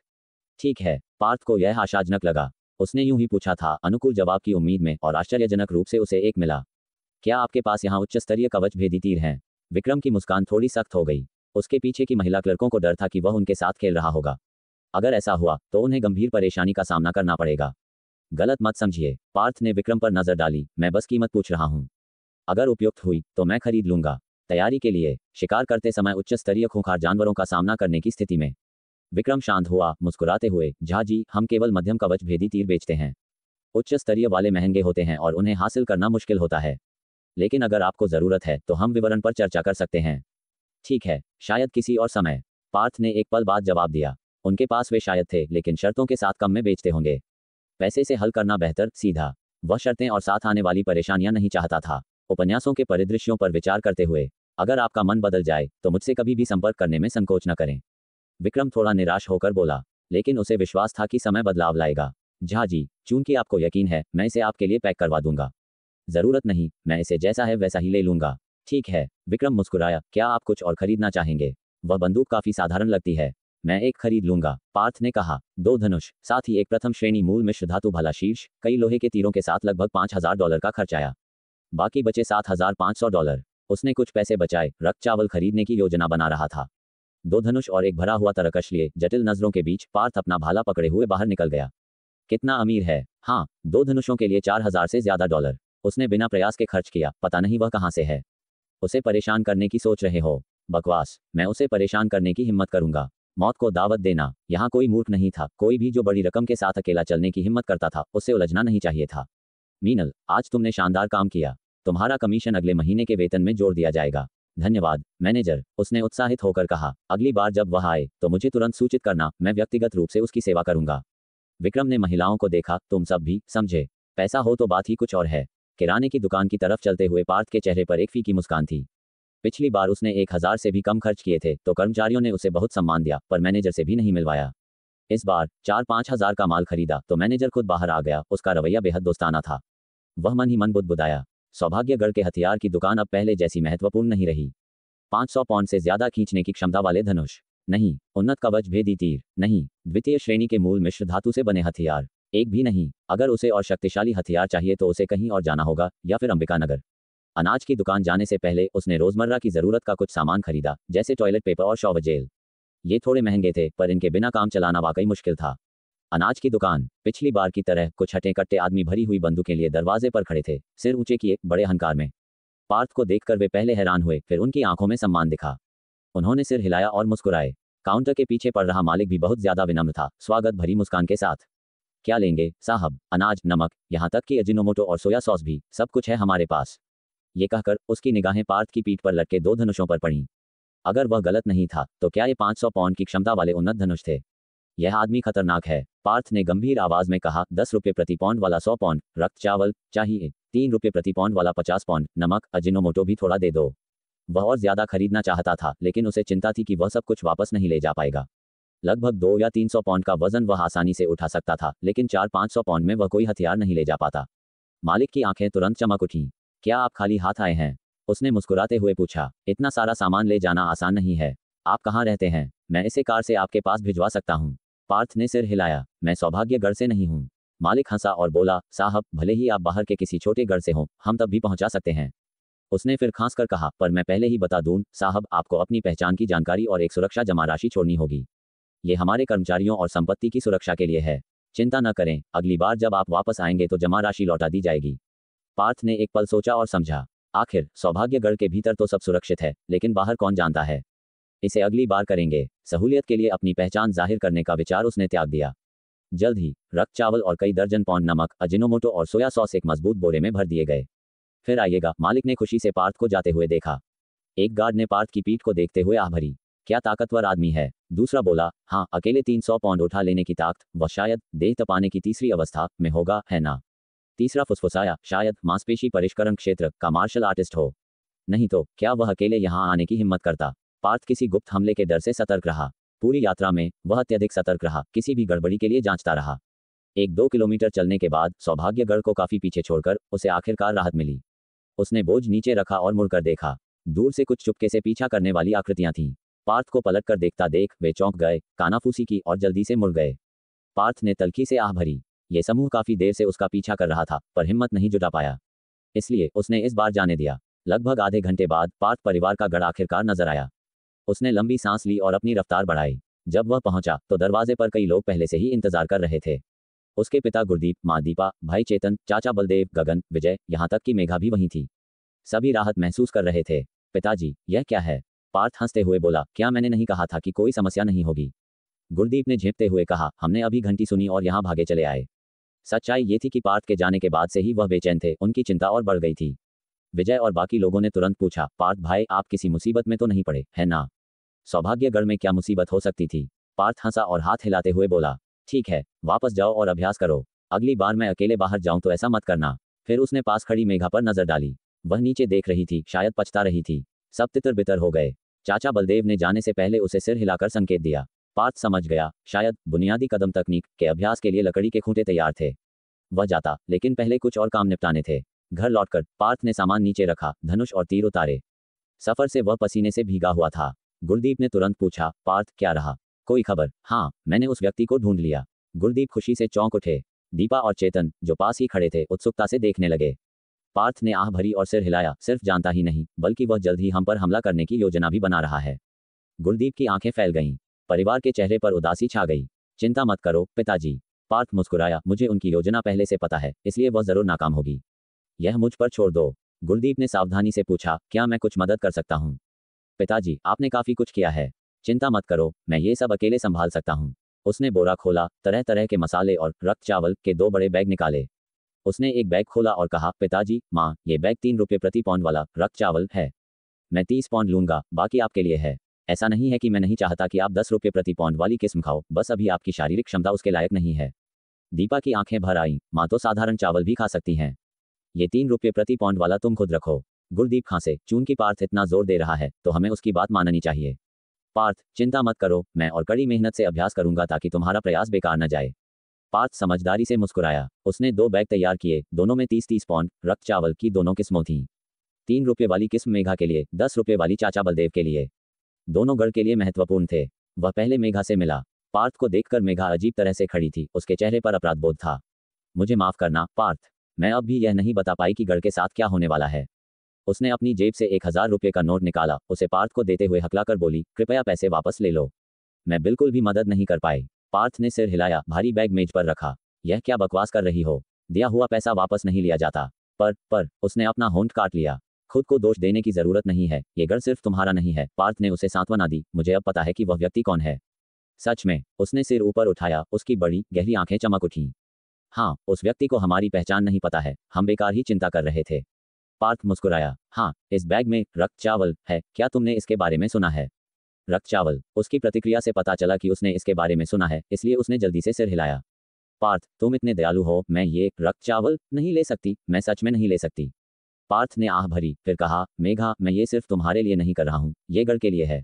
अगर तुम मजबूत बनोगी, अपनी क्षमता में महारत हासिल करोगी, तो खतरा होने पर भी सब तुम्हारी शक्ति का उपयोग करके स्थिति को पलट सकते हैं। वह चौंक गई, फिर सोचा कि यह तर्कसंगत है, लेकिन उसने माथा सिकोड़ा और कहा, मैं अपनी क्षमता का इच्छानुसार उपयोग करना चाहती हूँ, पर मेरी आध्यात्मिक शक्ति बहुत कमजोर है। मेरी बहन ने मुझे आध्यात्मिक शक्ति प्रशिक्षित करने का जो तरीका सिखाया था, मैंने कई बार कोशिश की पर उसमें महारत हासिल नहीं कर पाई। क्या? पार्थ लगभग खड़ा हो गया, तुम्हारे पास आध्यात्मिक शक्ति को प्रशिक्षित करने का तरीका है? मेघा ने धीरे से मुंह खोला, सिर हिलाया और कहा, हाँ, क्या हुआ?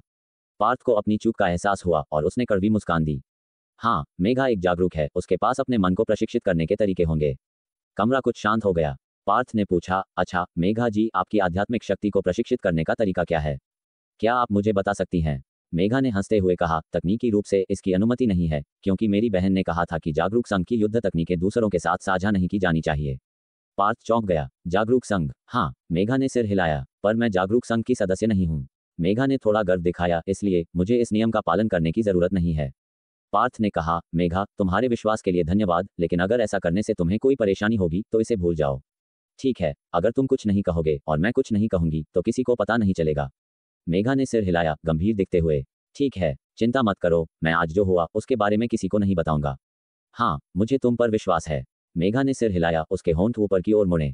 उसने एक पल सोचा, फिर बताना शुरू किया, चंद्र अवलोकन तकनीक आध्यात्मिक शक्ति बढ़ाने के लिए एक शुरुआती विधि है। जागरूकों ने अपनी आध्यात्मिक शक्ति को प्रशिक्षित करने के लिए अपने मन में चंद्रमा के अलग अलग चरणों की कल्पना करना शुरू कर दिया। बाद में कई शीर्ष जागरूकों द्वारा सुधार किए जाने के बाद उन्होंने ये चंद्र अवलोकन तकनीक बनाई। मैं समझा। पार्थ आंतरिक रूप से बहुत चकित था। शुरुआत में तुम सबसे सरल अर्धचंद्राकार चंद्रमा से शुरू करती हो। एक बार जब तुम अपने मन में अर्धचंद्राकार चंद्रमा की कल्पना कर सको और उसे 10 मिनट तक बनाए रख सको, तो तुम वर्धमान अर्धचंद्र की कल्पना करना शुरू कर सकती हो। उसके बाद पहला चौथाई, उत्तल चंद्रमा और अंत में पूर्णिमा। पार्थ ने उत्सुकता से पूछा, उस बिंदु पर क्या इसे एक महान उपलब्धि माना जाता है? मेघा ने सिर हिलाया, पूर्णिमा की कल्पना कर पाना और उसे कुछ समय के लिए बनाए रखना तो बस शुरुआत है। इसके बाद तुम्हें अपने मन में अर्धचंद्राकार चंद्रमा से पूर्णिमा तक की प्रक्रिया की कल्पना करनी होगी और फिर पूर्णिमा से अर्धचंद्राकार चंद्रमा तक की। इस चरण को हासिल करना महान सफलता माना जाता है। इस प्रक्रिया को अपने मन में लगातार कल्पना करते रहना पूर्णता माना जाता है, तभी तुम सूर्य अवलोकन तकनीक सीखने के लिए योग्य होती हो। सूर्य अवलोकन तकनीक? पार्थ ने आश्चर्य से पूछा। मेघा थोड़ी शर्मिंदा थी, दरअसल मुझे भी इसके बारे में ज्यादा साफ पता नहीं है। मेरी बहन ने बस यूं ही जिक्र किया था। उसने कहा था कि चंद्र अवलोकन तकनीक के ऊपर सूर्य अवलोकन तकनीक है और उसके ऊपर ब्रह्मांड अवलोकन तकनीक है। शीर्ष जागरूक सभी ब्रह्मांड अवलोकन तकनीक का उपयोग करते हैं। पार्थ ने एक गहरी सांस ली। मेरी बहन ने कहा था कि चंद्र अवलोकन तकनीक का अभ्यास करना, भले ही सुधार छोटा हो, खतरनाक नहीं है। हालांकि सूर्य अवलोकन तकनीक कहीं ज्यादा खतरनाक है। कई जागरूक कल्पना करते समय अचानक मर जाते हैं। मेघा ने अपनी गर्दन सिकोड़ ली। कहा जाता है कि उन्होंने कल्पना के दौरान कोई गलती कर दी और जिस सूर्य की उन्होंने अपने मन में कल्पना की, उसी से वे जलकर मर गए। सच में? पार्थ ने पहली बार ऐसी कोई बात सुनी थी। मेघा धीरे से बोली, चंद्र अवलोकन तकनीक खतरनाक नहीं है। मेरी बहन ने कहा था, ज्यादा से ज्यादा तुम्हें अस्वस्थ महसूस होगा और कुछ दिनों के आराम के बाद तुम ठीक हो जाओगी। मेघा, मुझे चंद्र अवलोकन तकनीक बताओ। मेघा ने तुरंत सिर हिलाया और चंद्र अवलोकन तकनीक को एक ही सांस में समझाया। पार्थ ने कौशल बार की ओर देखा। चंद्र अवलोकन तकनीक पूरी तरह से अनभिज्ञ 0%, आध्यात्मिक शक्ति 20 अंक से कम है, अभ्यास करने में असमर्थ। अंत में छोटे पाठ को देखकर पार्थ की आंखें थोड़ी सिकुड़ गईं। आध्यात्मिक शक्ति की आवश्यकता है। उसकी वर्तमान आध्यात्मिक शक्ति केवल 17 अंक थी, जो अभी भी 20 से 2-3 अंक कम थी। मेघा, क्या तुम चाहती हो कि मैं इसे कुछ बार और दोहराऊं? मेघा धीरे से बोली, मैंने इसे पहले ही याद कर लिया है। पार्थ ने उसे हल्की सी मुस्कान दी। मेघा की आंखें अचानक चौड़ी हो गईं। चिंता मत करो, मैं वापस जाकर चंद्र अवलोकन तकनीक का सावधानीपूर्वक अध्ययन करूंगा। अगर मुझे कोई प्रगति मिलती है तो मैं तुम्हें सबसे पहले बताना सुनिश्चित करूंगा। सच में? मेघा हैरान और खुश थी। ठीक है पार्थ, धन्यवाद। कोई बात नहीं। पार्थ लाचारी से हंसा। मेज पर रखा रक्त चावल खाना मत भूलना, ये तुम्हारी आध्यात्मिक शक्ति को बेहतर बनाने में भी मदद कर सकता है। पार्थ ने याद दिलाया, अगर खत्म हो जाए तो बेझिझक मेरे पास आ जाना। ठीक है, ठीक है। मेघा ने सिर हिलाया। ठीक है, आज के लिए बस इतना ही। मुझे भी मार्शल आर्ट्स का अभ्यास करना है। वैसे अगर तुम्हारी दिलचस्पी हो तो तुम हमारे साथ अभ्यास करने आ सकती हो। मेघा थोड़ी पीछे हट गई। मैं इस बारे में सोचूंगी। ठीक है। पार्थ मुस्कुराया। हल्के कदमों से घर लौटते हुए पार्थ, उसने सोचा कि भले ही उसे चंद्र अवलोकन तकनीक मिल गई हो, लेकिन उसकी आध्यात्मिक विशेषताएं अभी भी शर्तों को पूरा नहीं करती थीं। धीरे धीरे, शायद 2-3 दिनों की बात है, मैं अपनी आध्यात्मिक शक्ति को बढ़ा सकता हूँ। पार्थ के मुंह पर हल्की सी मुस्कान आई। अब चाचा बलदेव से मिलने और बुनियादी कदम तकनीक का अभ्यास करने का समय था। चपलता की विशेषता अब और पीछे नहीं रह सकती थी। ठीक। तो दोस्तों, ये था आज का सफर जेएस नोवेल वर्ल्ड के साथ, जहां हर कहानी में होता है ट्विस्ट और थोड़ी सी मस्ती। अगर आपको मज़ा आया हो तो लाइक, शेयर और सब्सक्राइब करना ना भूलें। मिलते हैं अगले एपिसोड में। तब तक बने रहिए जेएस नोवेल वर्ल्ड के अद्भुत दुनिया के साथ।